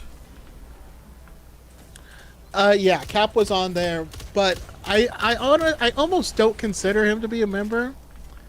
He was like, listen, this organization is doing shady stuff and I don't want to be a part of it. And they're like, okay.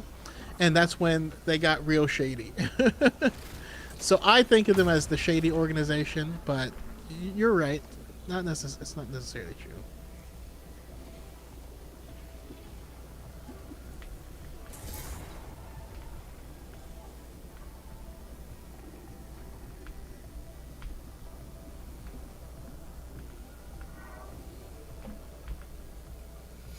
Main MCM Illuminati, I would say, would be Black Bolt, of course.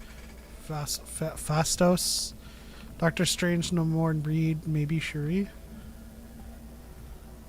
That'd be interesting to try to put Shuri on there. This is still a quest marker. View bones. View boons. Okay. Do we go this way?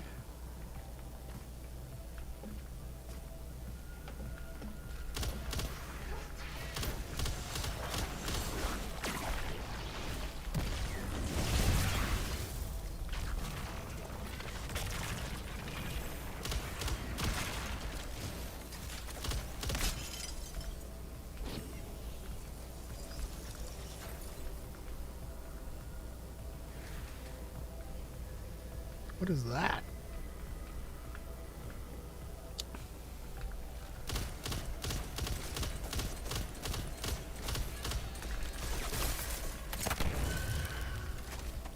Huh?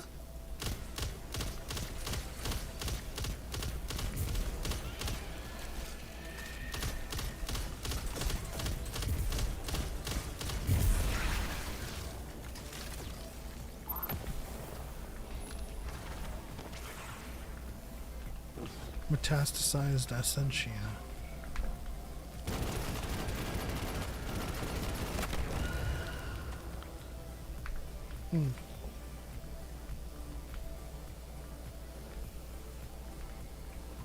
Okay. So we gather that. Oh!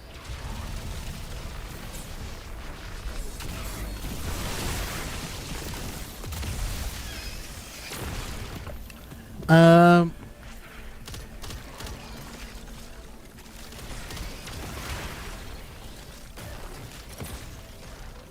Ah, it's a lot of worms.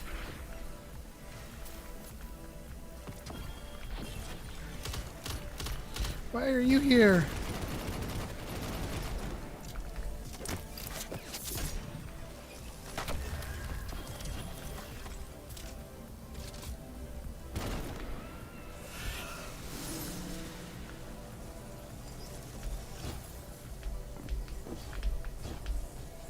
Yeah.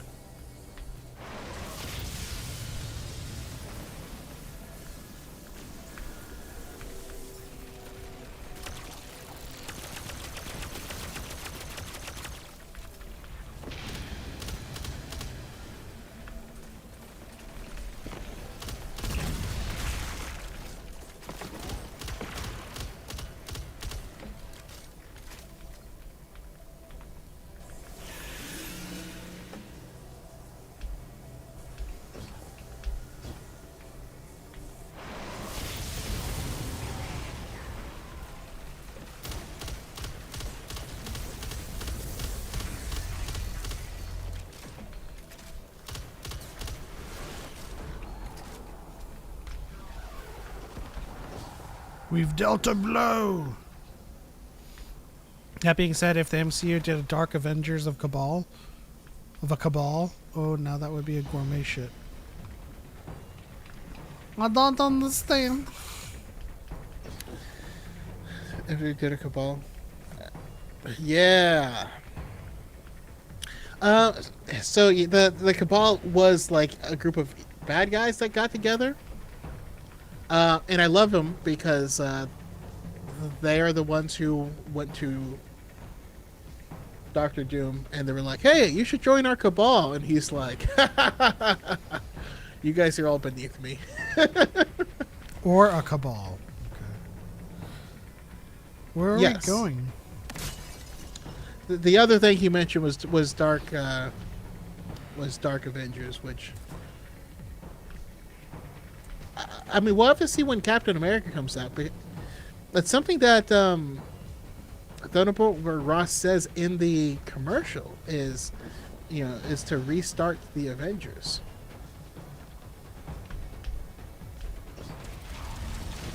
Oh, I see. Ah, so going over there, summon them.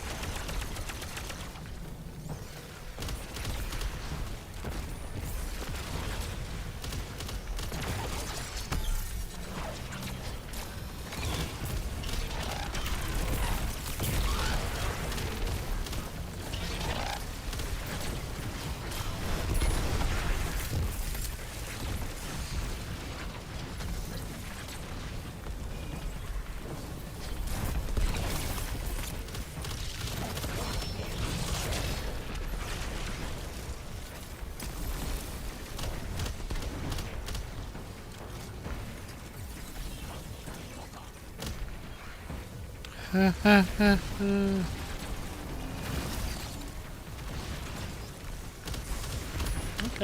alright.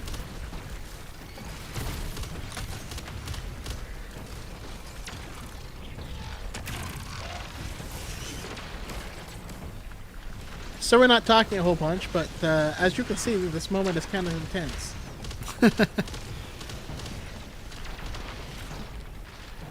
Oh, that freaking light thing fell off the edge.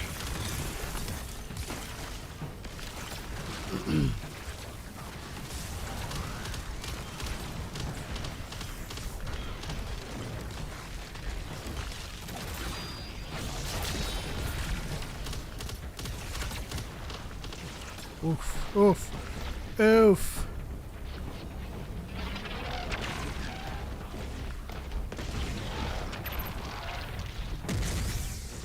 Sometimes you just gotta whip out the grenade launcher.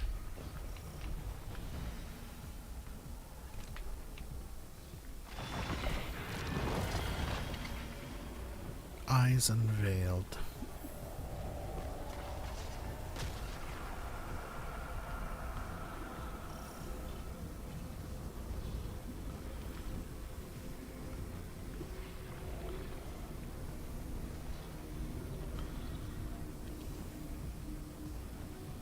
I don't want any of that.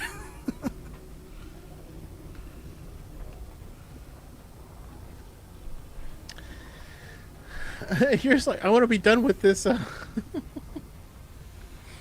Well, I want to complete the mission. I mean, I don't know if it completed.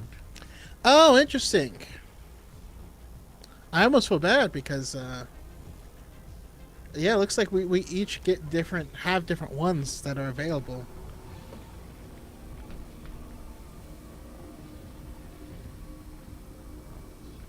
I mean, I'll take this one. Yeah, they used Iron Patriot too soon. Way too soon. Although, Iron Patriot is still something they can always bring back.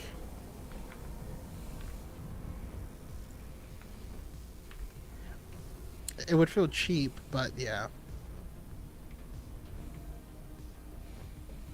Oh, we need 2 more Dark Ritual recons. I see.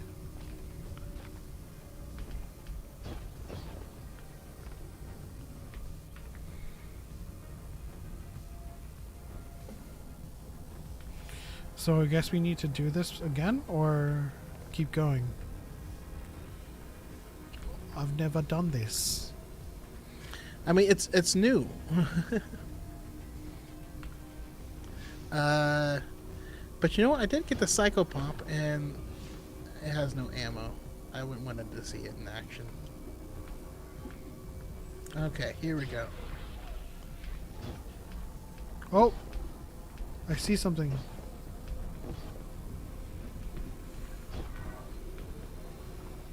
What's that, I wonder?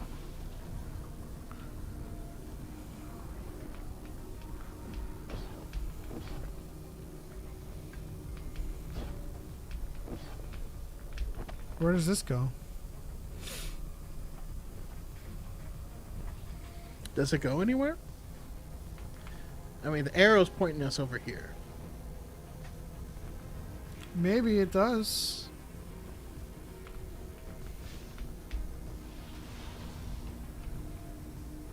Come join me.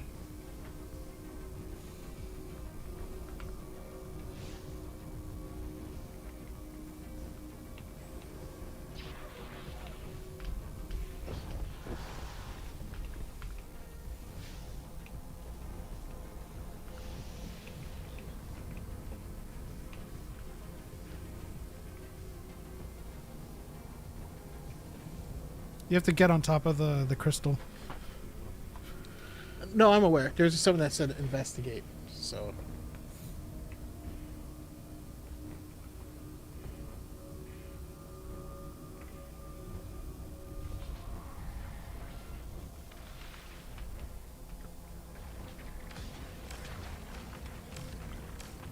Ow! No, sir. I don't like it. Leave me alone. Who the hell is Vorok?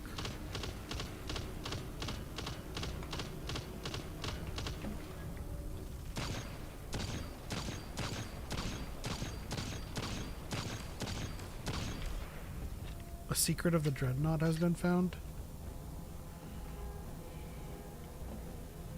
What is it?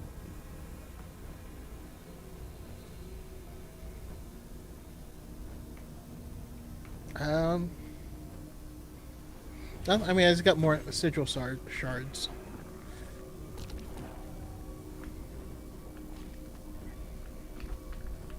Groovy.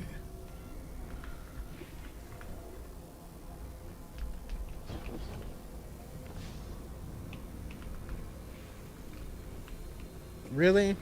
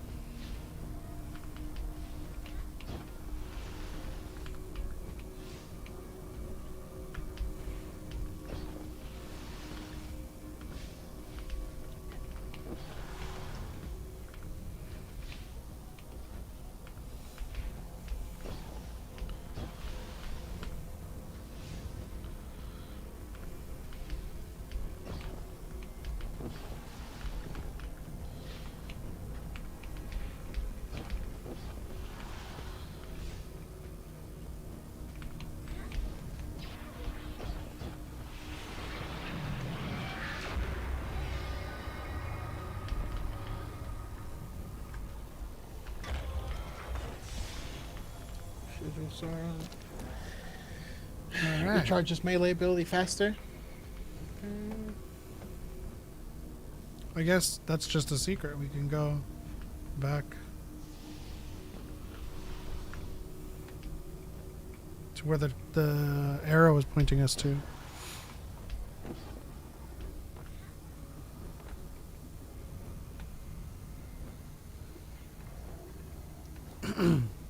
Where was it pointing? Because I don't have the arrow. What? Yeah, you do. There's an arrow pointing over here Where? on your mini map. Oh.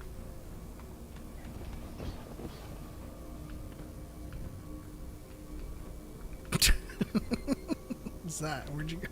What'd you find back there? Anywhere.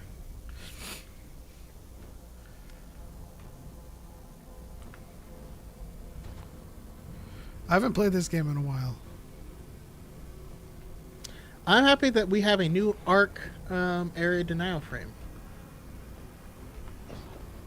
because it looks cool. Arc area of denial frame? Yeah. For Ergosum or a sword? Oh, for a grenade launcher?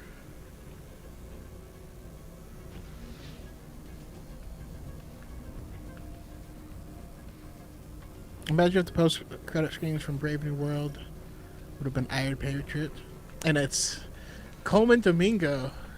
Listen, I do feel like we can get a Black Norman since we already have one, and they might just be priming us, you know.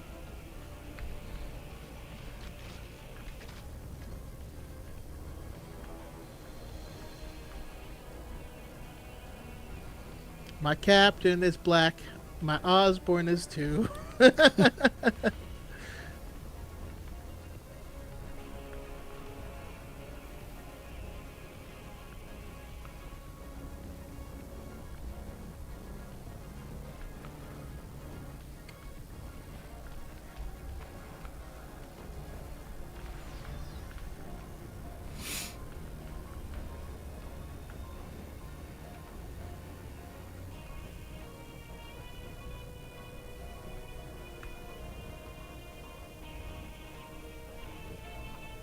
Interesting. I guess we have to find another brazier.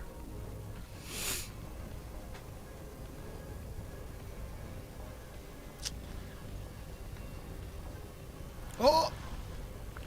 He found it.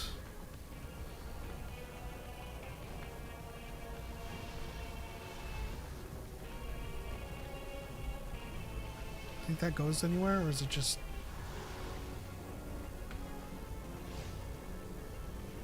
Oh, it just goes around. It's just a bridge across.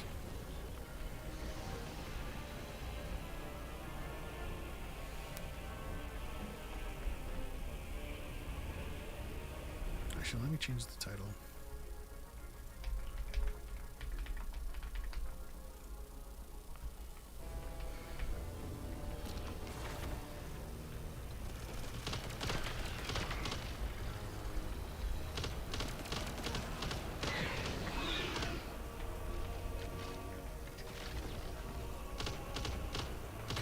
He's immune. He's immune. I need health.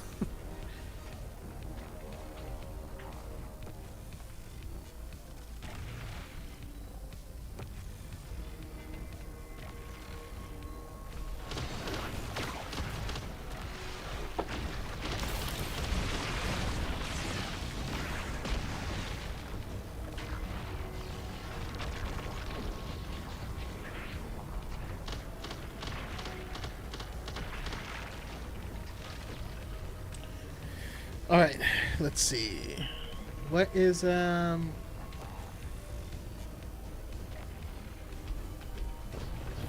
Over here is a chest.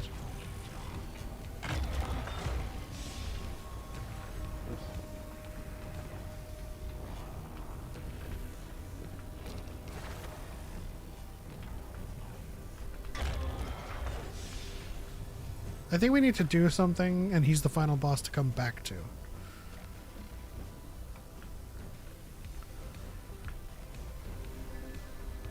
Republic Commandos looks different.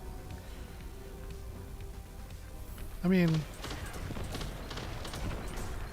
isn't it like not like a reboot, but like just a remastered? Huh? He's talking about this right now because you're wearing the gear.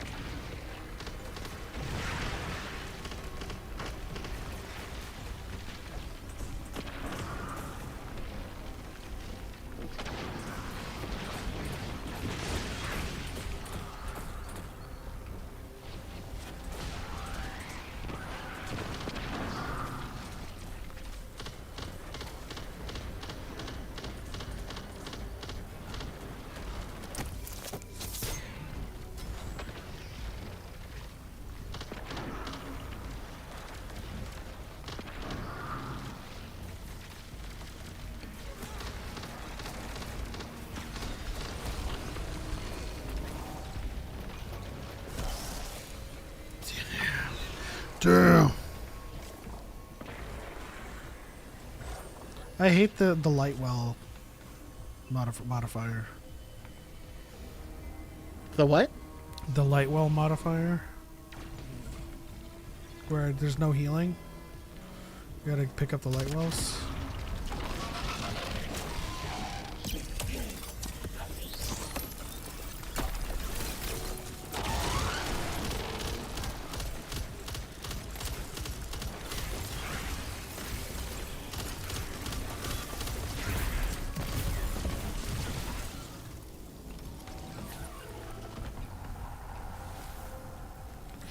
Alright, dealt a blow to the dreadnought. Increases darkness damage. I got a grenade recharge.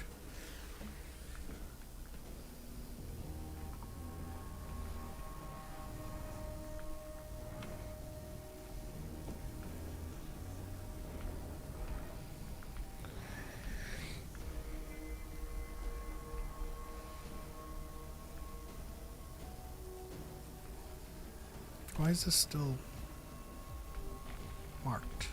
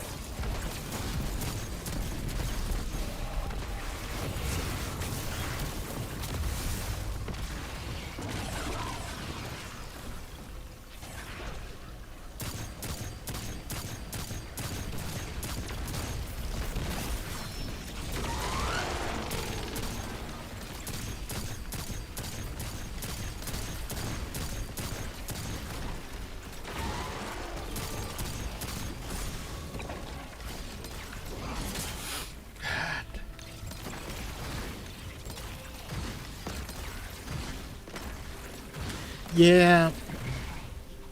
Omen the witness. Well, he witnessed himself getting wrecked. Well, I think God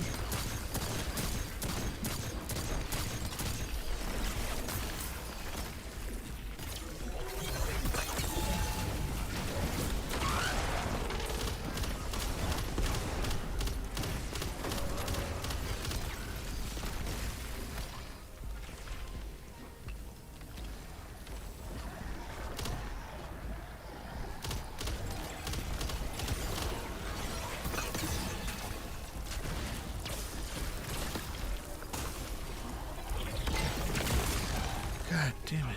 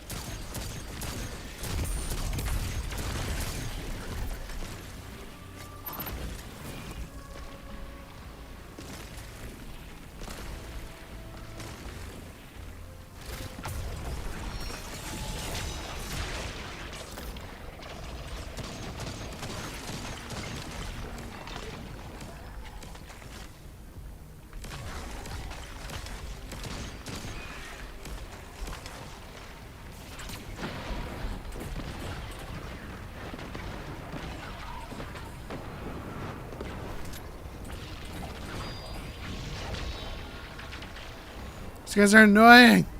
Omen the witness.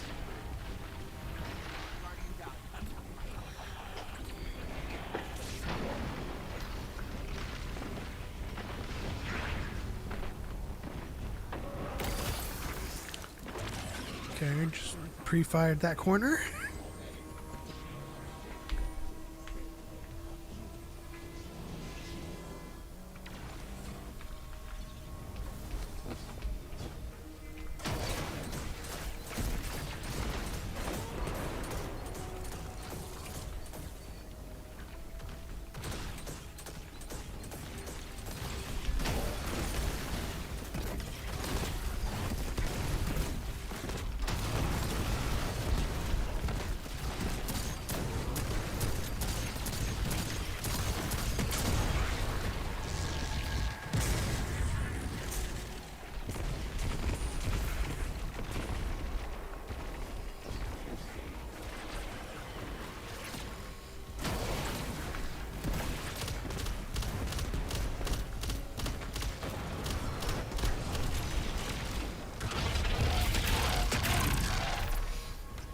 Anyone here play Star Wars Edge of the Empire?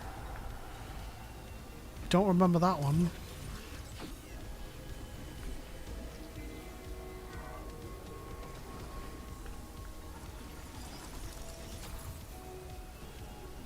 I'll take classical healing.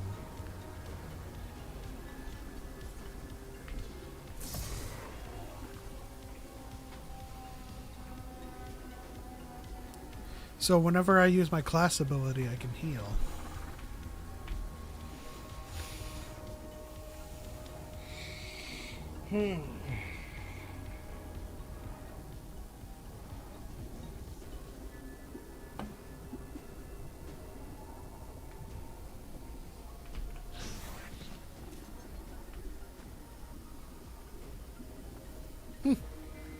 What was Star Wars Judge of the... it's a TTRPG. See people doing a campaign on YouTube. Is it recent? So Blue Eagle Gamer, is that the one where there's little figurines, like there's specific characters that you play as? Because if so, then yes, I have done it. I was a diplomatic Moncala. Got my name.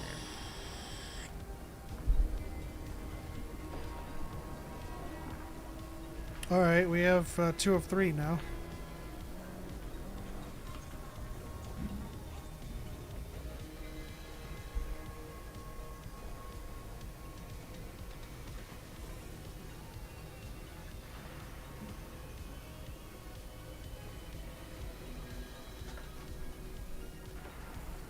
Should we go up? We don't have an arrow anymore.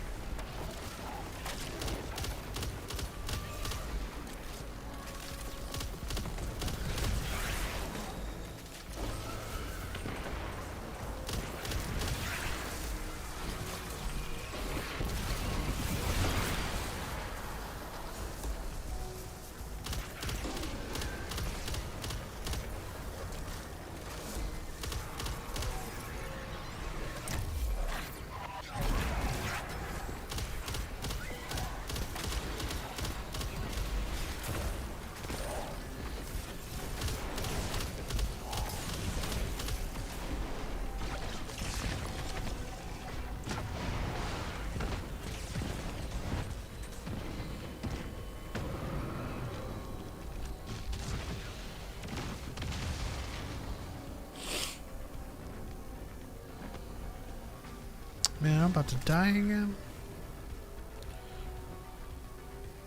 As well as Age of... Oh, there's also... Yeah, Force and Destiny we've played.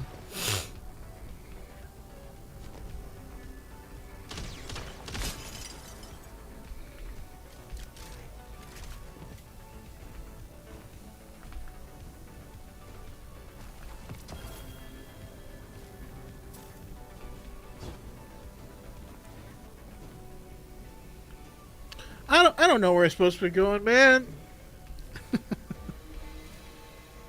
I'm just going where the enemies are. But we have gotten as far as 2 out of 3, so...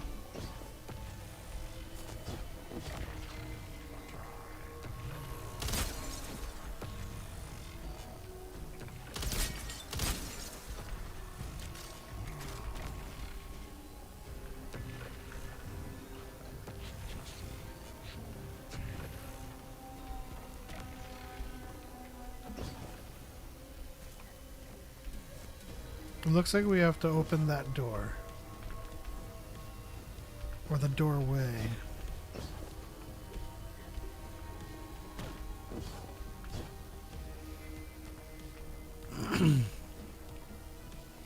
Man, Destiny used to be so straightforward. Star Wars has a lot of licensed game. Turns out people like the RP.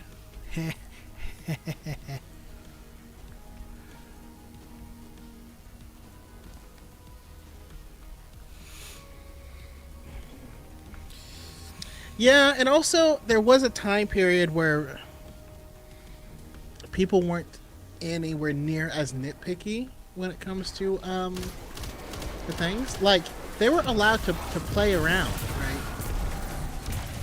You had some great games, you had some mediocre games. It was like, it was fine. You liked them or you didn't like them.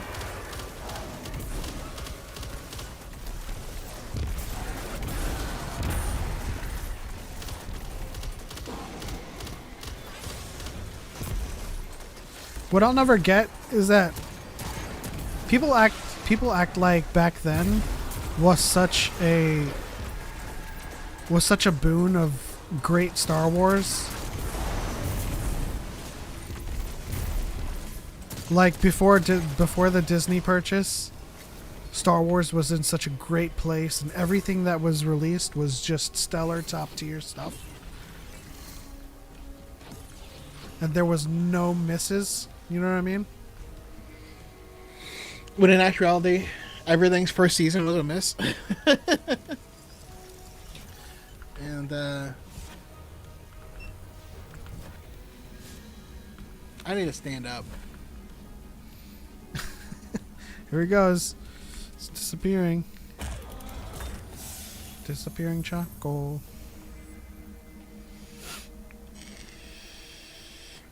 Like, we have Force Unleashed. We had Well, okay, Force Unleashed is a great example of them giving the license out and being like, "Yeah, play around with it." You know, this isn't what Star Wars is. It's not what it's going to be. This isn't how the Force works. But make a fun game. yeah, but the other thing is that not all of the games that released was bonkers good. True. That Outlaws game looked like it was at least a perfectly okay game. Yeah, the backlash for that game was insane. For zero reason. Well, no, Can you protect me? This is heavy and I can't maneuver. yeah, I just killed everyone.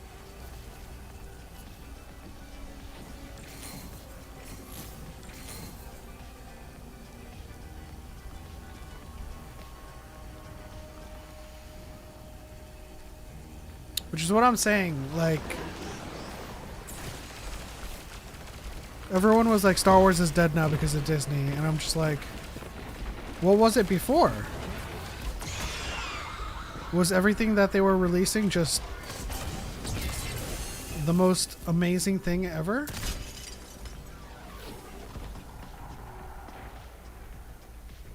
Powerful foe has been summoned.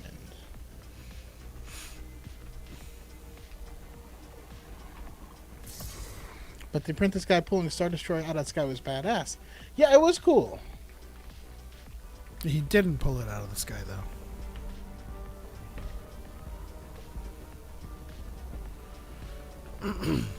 which is something that nobody see even All right, back now then. we defeat that torment. Even back then, nobody read the shit, right? Oh, he pulls it, he just yanks it out of the sky. No, it was on its way down, and he directed it, which is still a great feat on its own. But he didn't pull the whole thing. Like, if you read the book, There's still nothing more disrespectful than what he does to Obi-Wan in the Stalker ending. oh shit, I'm about to die again. Where's all the healing things?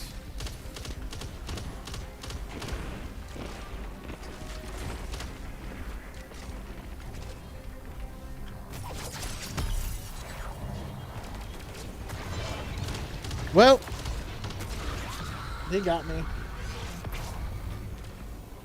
Oh, I didn't die there for some reason.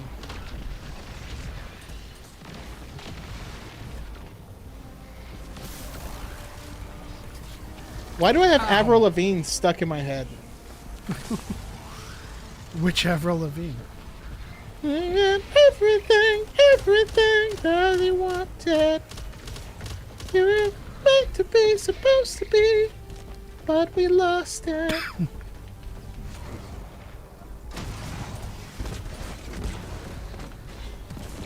All this time we're pretending, so much for a happy ending. It's just, I don't know. And that it's just playing over and over again in my head. I don't know what.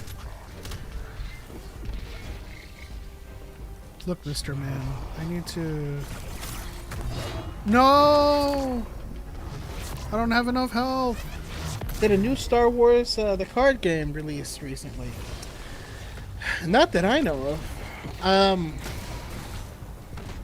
I got pretty into the one that was released in like 2018, but no one else did.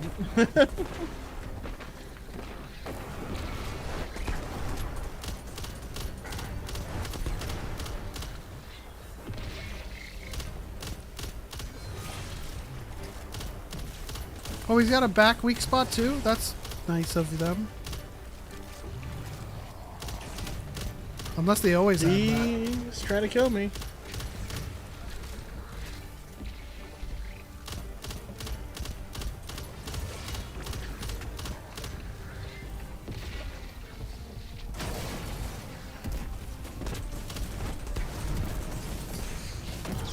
Okay, just just come up to me and...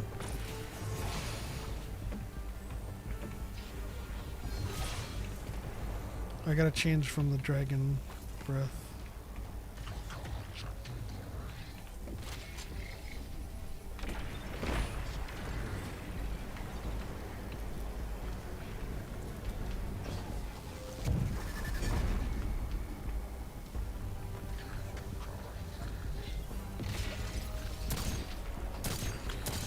I wouldn't call my knowledge of the Force Unleashed great. I just remember power scaling being insane. Yeah, I mean that was the whole point. That's what they said when the game came out, or when they were making it. Because I followed, you know how I follow Star Wars stuff now? Yeah, that ain't new.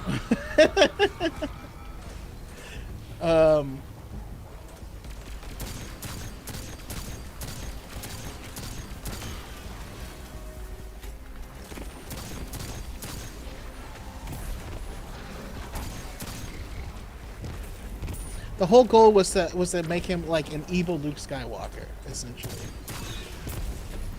What if someone that powerful was evil? But then they also just cranked it up to 11. Although their outrage isn't consistent. I feel like if they released the same game today with a different name, different character, and female, they would destroy it in social media.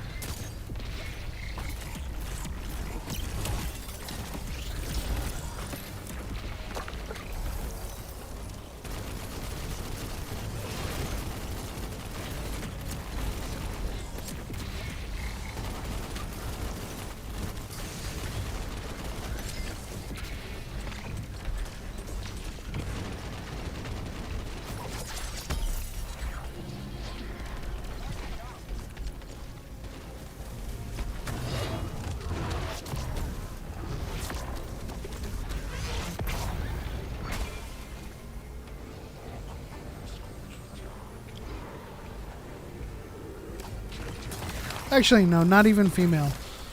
Just the same game, but under Disney, and then they would complain about it. They're trying to make they're breaking lore. Vader look weak because of how strong this person is. And you're like, no. Huh? Vader was the chosen one. Yeah. Oh, they're cheapening Anakin. They're cheapening Anakin's power.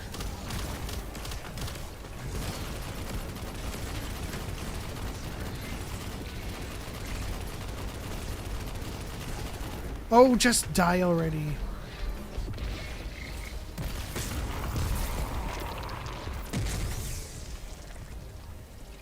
That was annoying.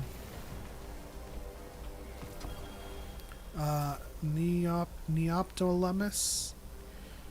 Neoptolemus. Sorry for that. That was a horrible pronunciation of that weapon. Neoptolemus.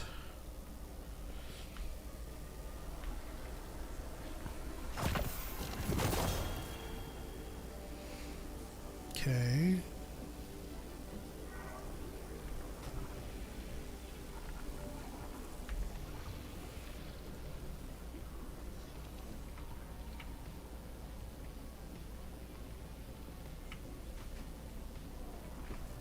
I thought that was another recon.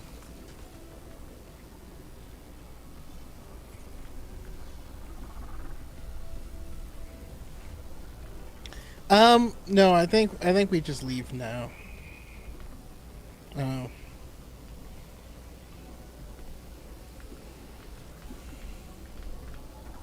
Isn't it though, if you look at the quest? Sorry. It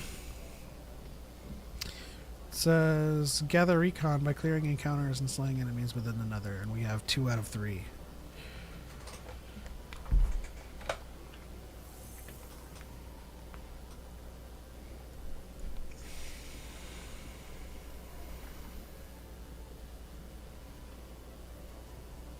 I'm assuming that guy who exploded is fine. Nah.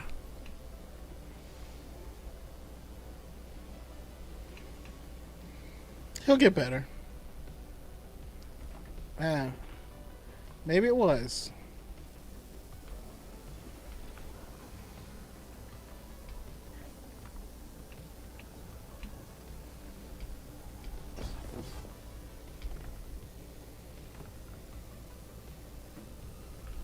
Got a ravenous worm spawn.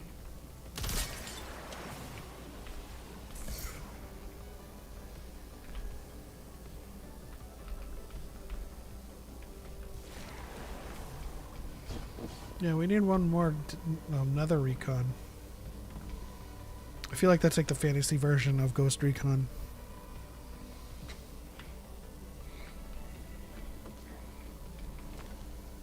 Another recon, advanced spell fighter.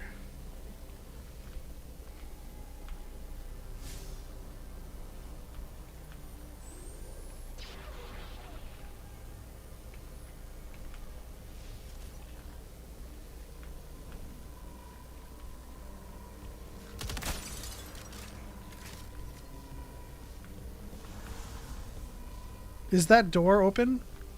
Go back. Let's go back into that room.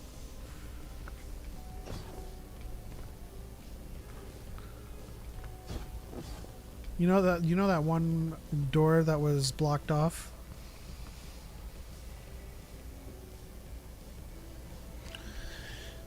I mean, I just teleported through a gateway. I think we're supposed to go into this other gateway.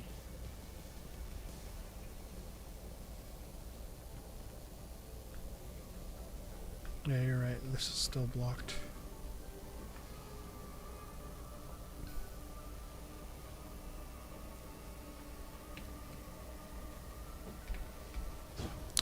I looked at the stream to see where you were going. I was like, "Oh, that's still my screen."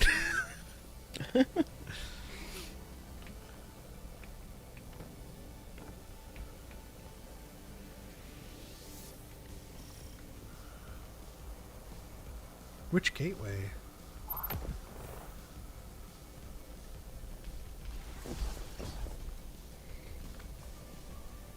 Where did you go? I went back to the room, but now I'm coming. Oh, this one. Oh no! Go back out to where we were and cross the I did. Oh, hold on. I think you. Yeah. Through there. I'm here. You're watching the stream. I'm here in front of you. Yeah, but I suppose I'm super. Oh, yeah.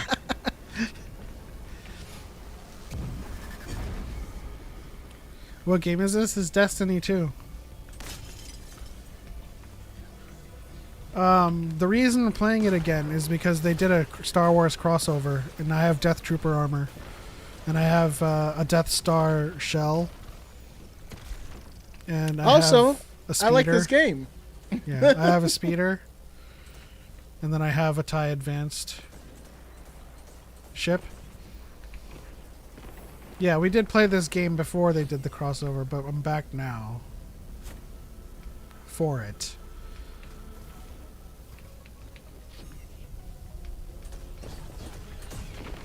I lost a lot of money, which I have to work off or work to get back.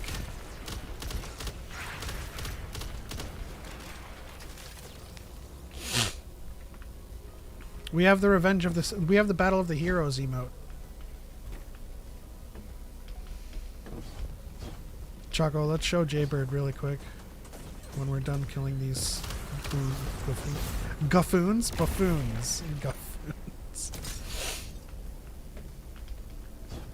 Coming out here.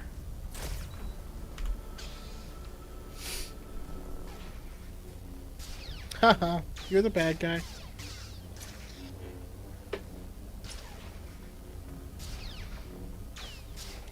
I'm glad they only did a couple Obianis. It would have been nice to see it, just the two of us doing it over and over again and not resolving it. one of the largest Wotor car CCs are swapping to Butterfly platform. CC, huh? I don't quite know what that means. What you mean by that, Blue Eagle? I mean, we both played Sator. A lot.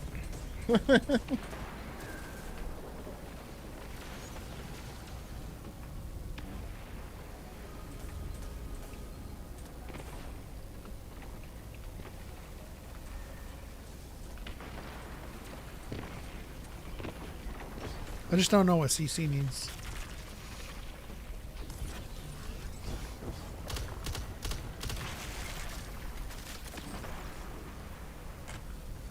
Oh, content creators. Got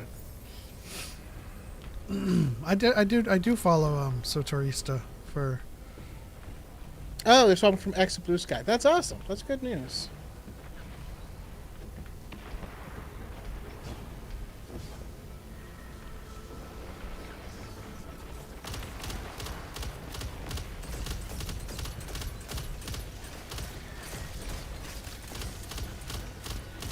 Wizard.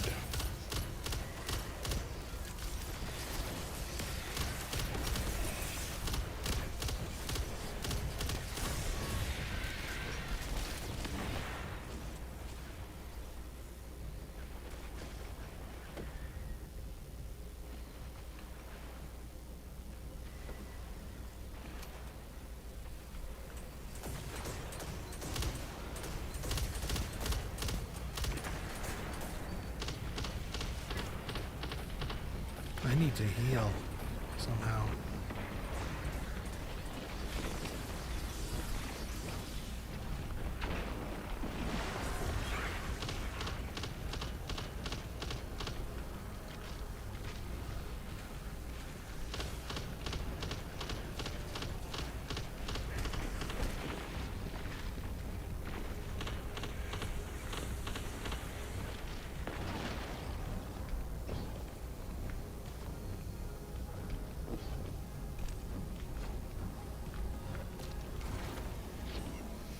I don't like how these wells aren't healing me very much.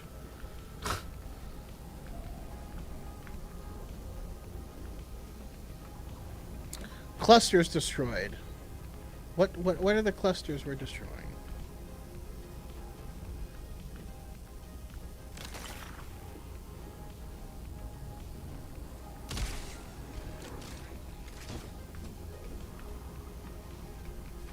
Might have something to do with what you're holding.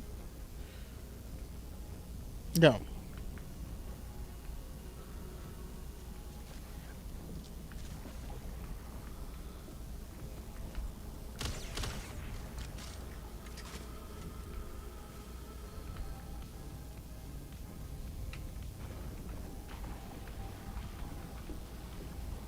A high value target. Is this? Okay, it's not a patrolling area.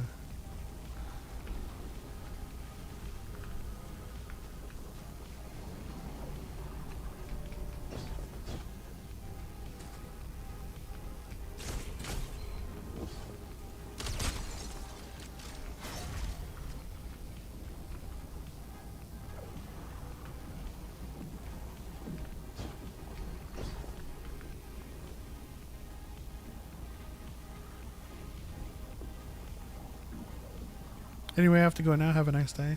Take it easy, Jaybird. Yeah, have a good one, Jaybird. What are you holding? Oh, matchbox. Never mind. Or not matchbox, but Gunpowder gamble. you're holding matchbox 20?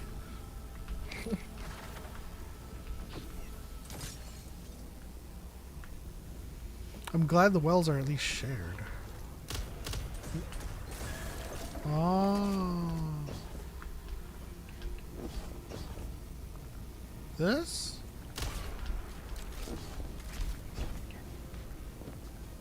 That one's unprotected. No?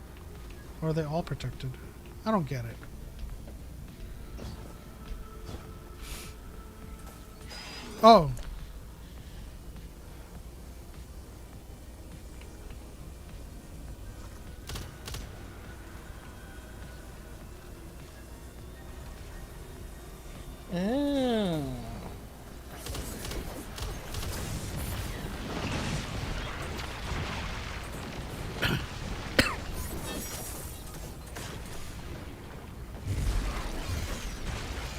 Anyone ready for Legacy of Vader? I hope it's good enough to get sequel stuff. I don't think they've missed yet with comics, to be honest.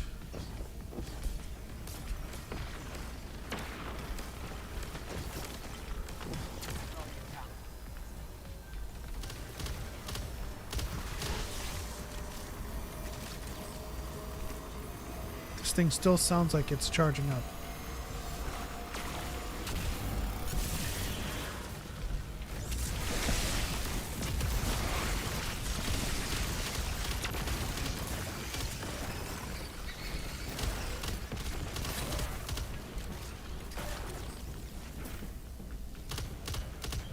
Okay, that's one, I guess.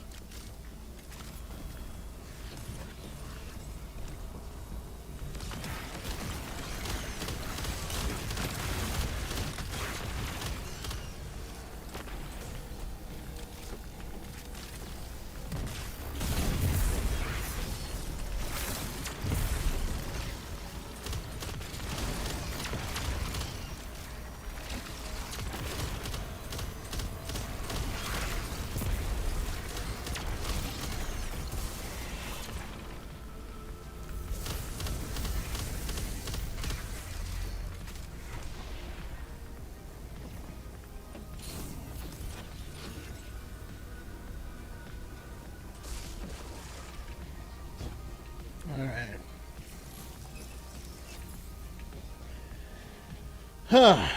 So I destroyed the thing, but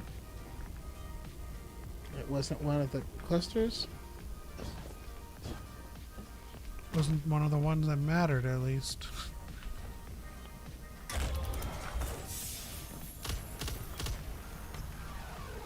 One. Did you just shoot it? Yeah.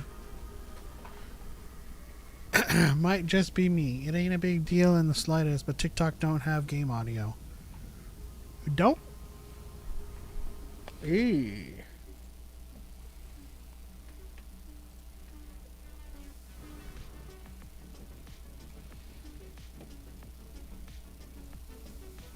There you go. Wasn't just you.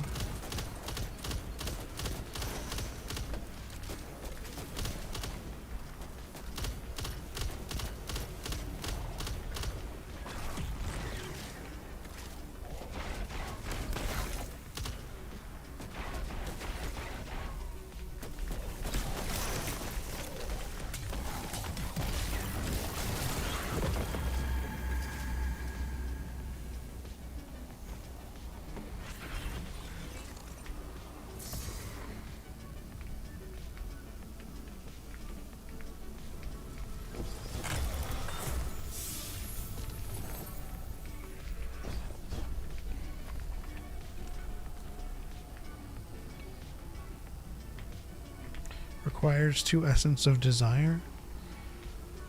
Okay.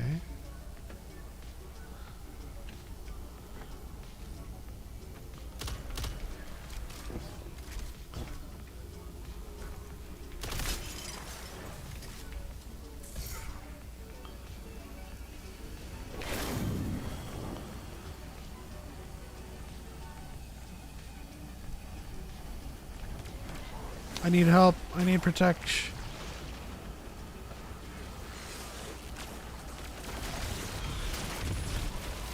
Eh.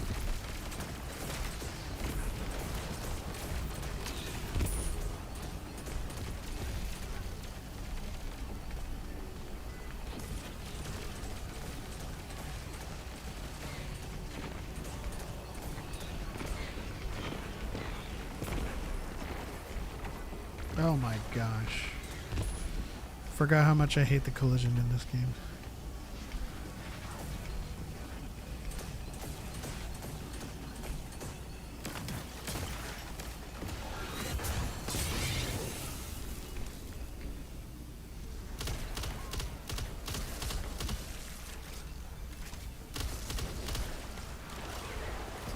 It's 2.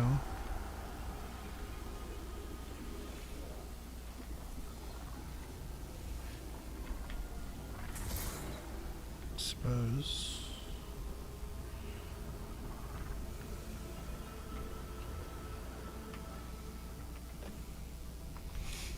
It's always at the end of these where I'm just like, huh? Like, what do we do next?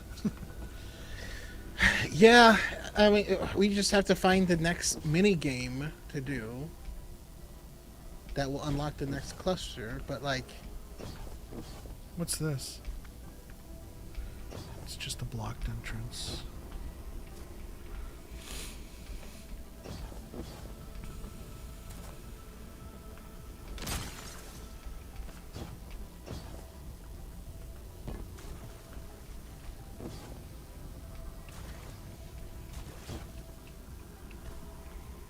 jeez, is there anything?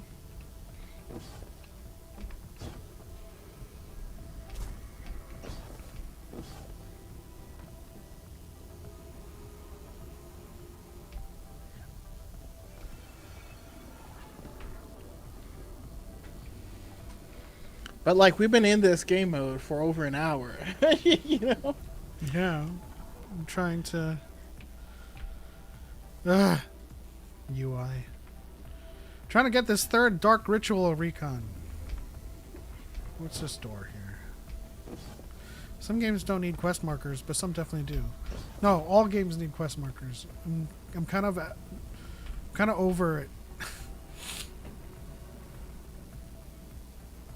As someone from the older generation, I'm kind of over figuring things out. I mean, yeah, give me puzzles to figure out, but like, oh, which direction did that go?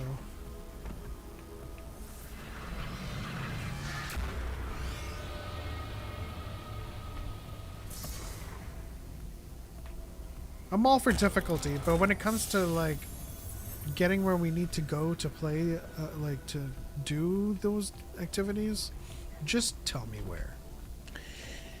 It also depends on the game. I mean, to be honest, for me, it did work in Dragon's Dogma too. But that was because you were playing the game in between here to there, you know? Well, no, you still This feels had- like you still this feels had like markers. I'm looking. Right now, I feel like I'm looking for how do I play the game.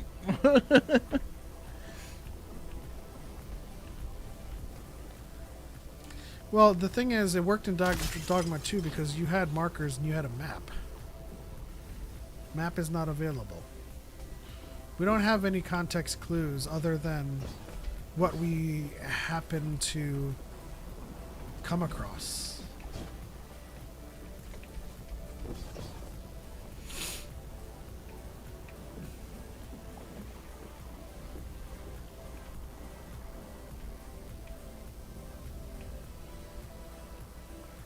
It may not mean nothing to y'all, but understand I need the map markers. Like, is this another area we could go to? Cause I don't know what's going on. Been playing this mode forever, man, ever, man. Nope. Gotta search every square inch of the map and that gets old fast. It does, especially when some activities we've done has happened multiple times in the same area. So it's like, do we move on? Do we stay here? I'm running around searching it all. Trying to find how do I play this game. Also, our quest marker right now is just pointing to the boons, like view boons over there.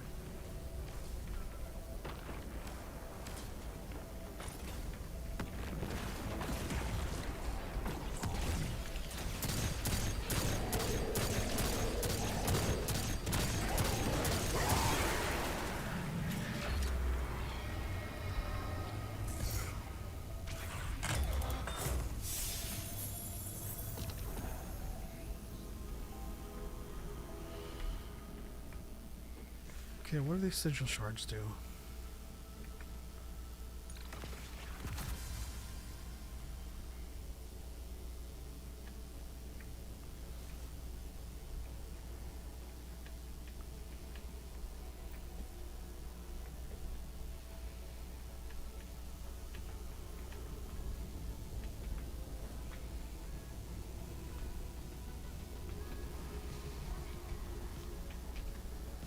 This is.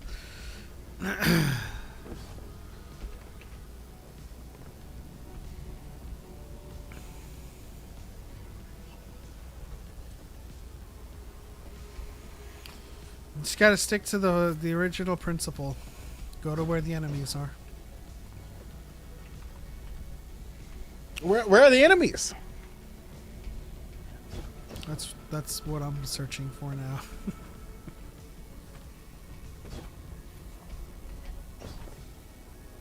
Like, is that another area to go to? Oh, no, that's turn back.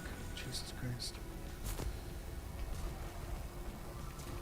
Well, I'm glad to know there's a turn back area. Which Wait, means... no, I don't have 2 Essence of Desires. Yeah. It sounds like a bad cologne. Essence of desire. I want you. Fragrance by...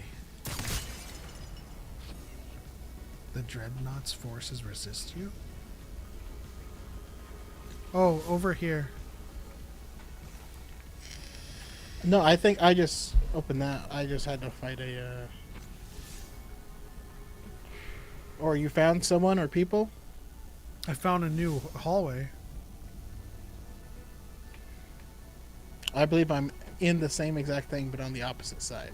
Alright, let's explore a tour. Well, I have a cluster here. Okay.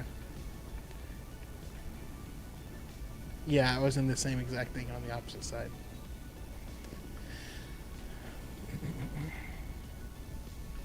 I just don't know what to do next. Oh! I guess that was it.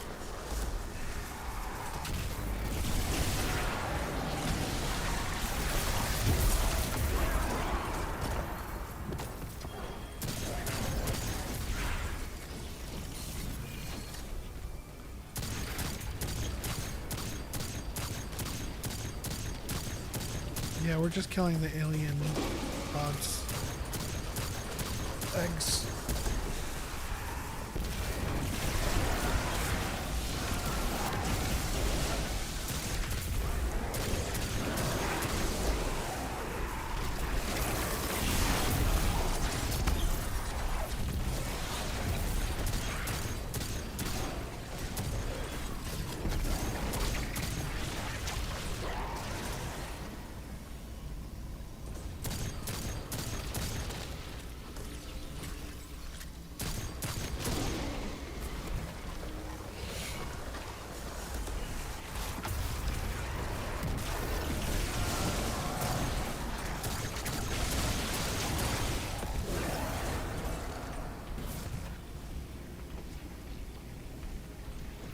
Any more eggs to kill? Not on the side I was killing them.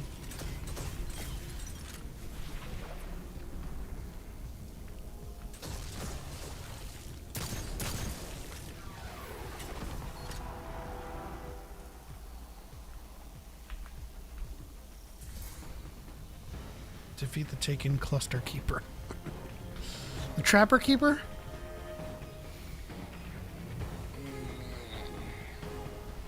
I am keeper of the clusters.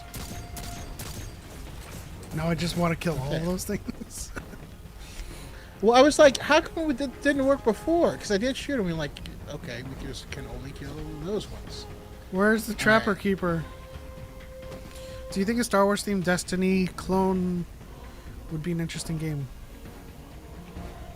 I think there's a lot they can take from the DNA of this that would be really good, but I would also take quite a bit from Remnant 2. Yes. Kind of put them together.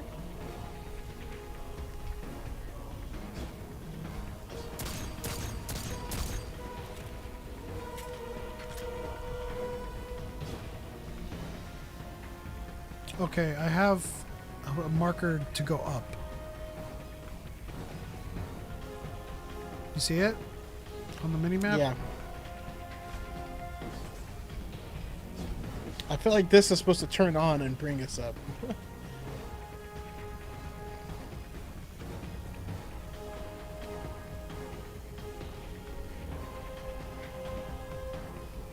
that makes that sound? This portal wasn't here.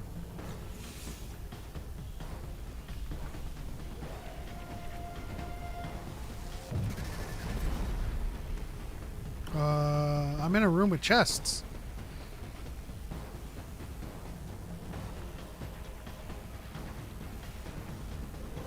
That can't be opened. Submit offering. Wait, defeat. Huh?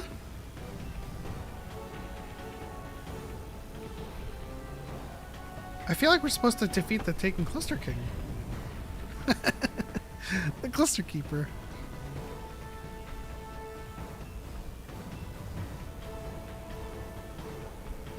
Alright, let's come back to this. That might be where we loot. I mean, I submitted an offer and a thing, but you could probably do it. Nope.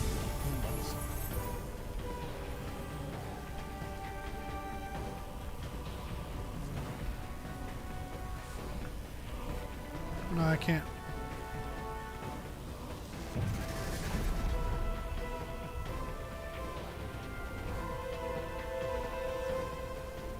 Is he in the bottom?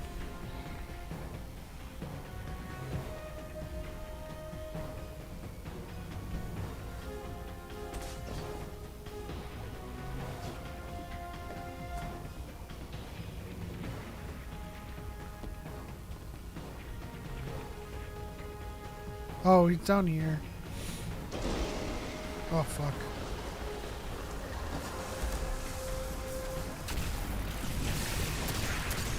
Why was the map pointing up? That's so weird.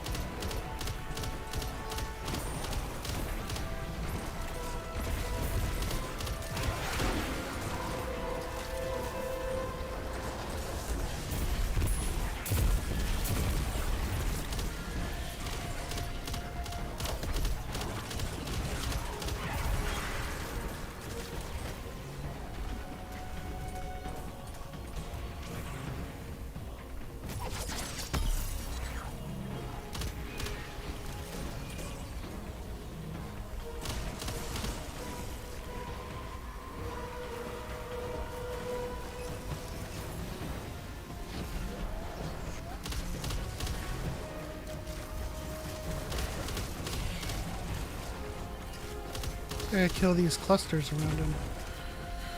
Yeah, I was killing the vandal that was sniping us from back behind. Can't see any more of them. Yeah, just killed them. Oh, you mean clusters? All right. Up is down, left is right. Destiny is a simple game. Exactly.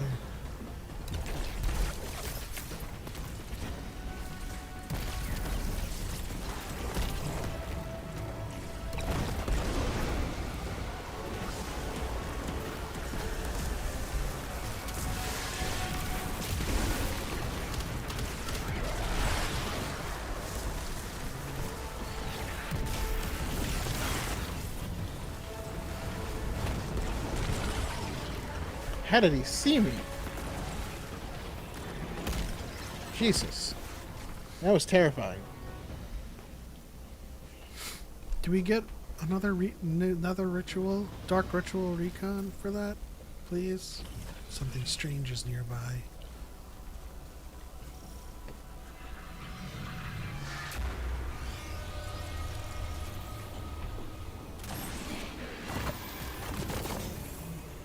Dark ritual recon, we're finally done.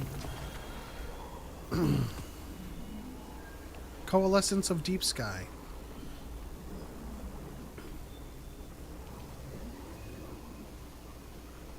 Alright, well.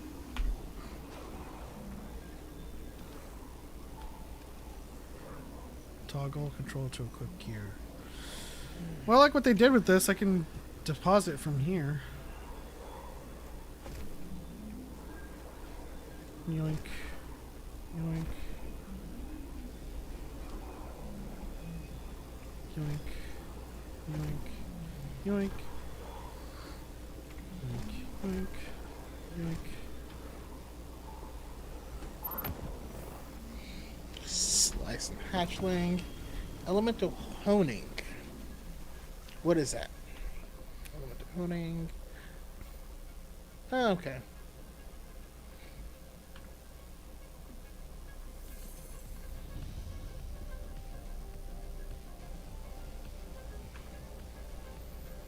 I guess I'll use that and, well, never mind. It's not an upgrade.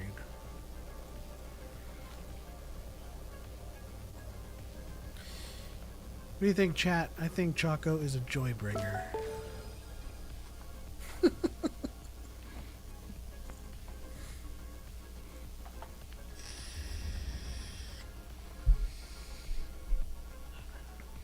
Headstone firing line.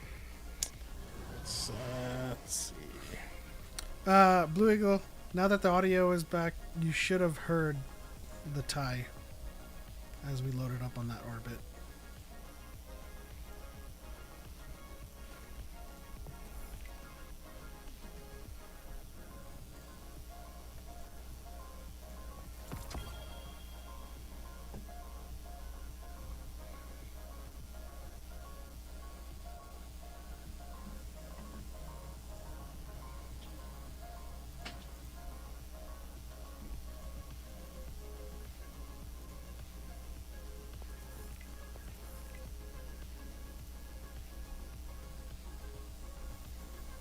Okay.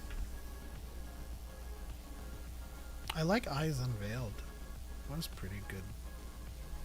Eyes Brackled. Alright, well, that'll do it for Yoda'S hut. Took a long time to do that one mission. Yeah, that took a lot out of me. Just like, man.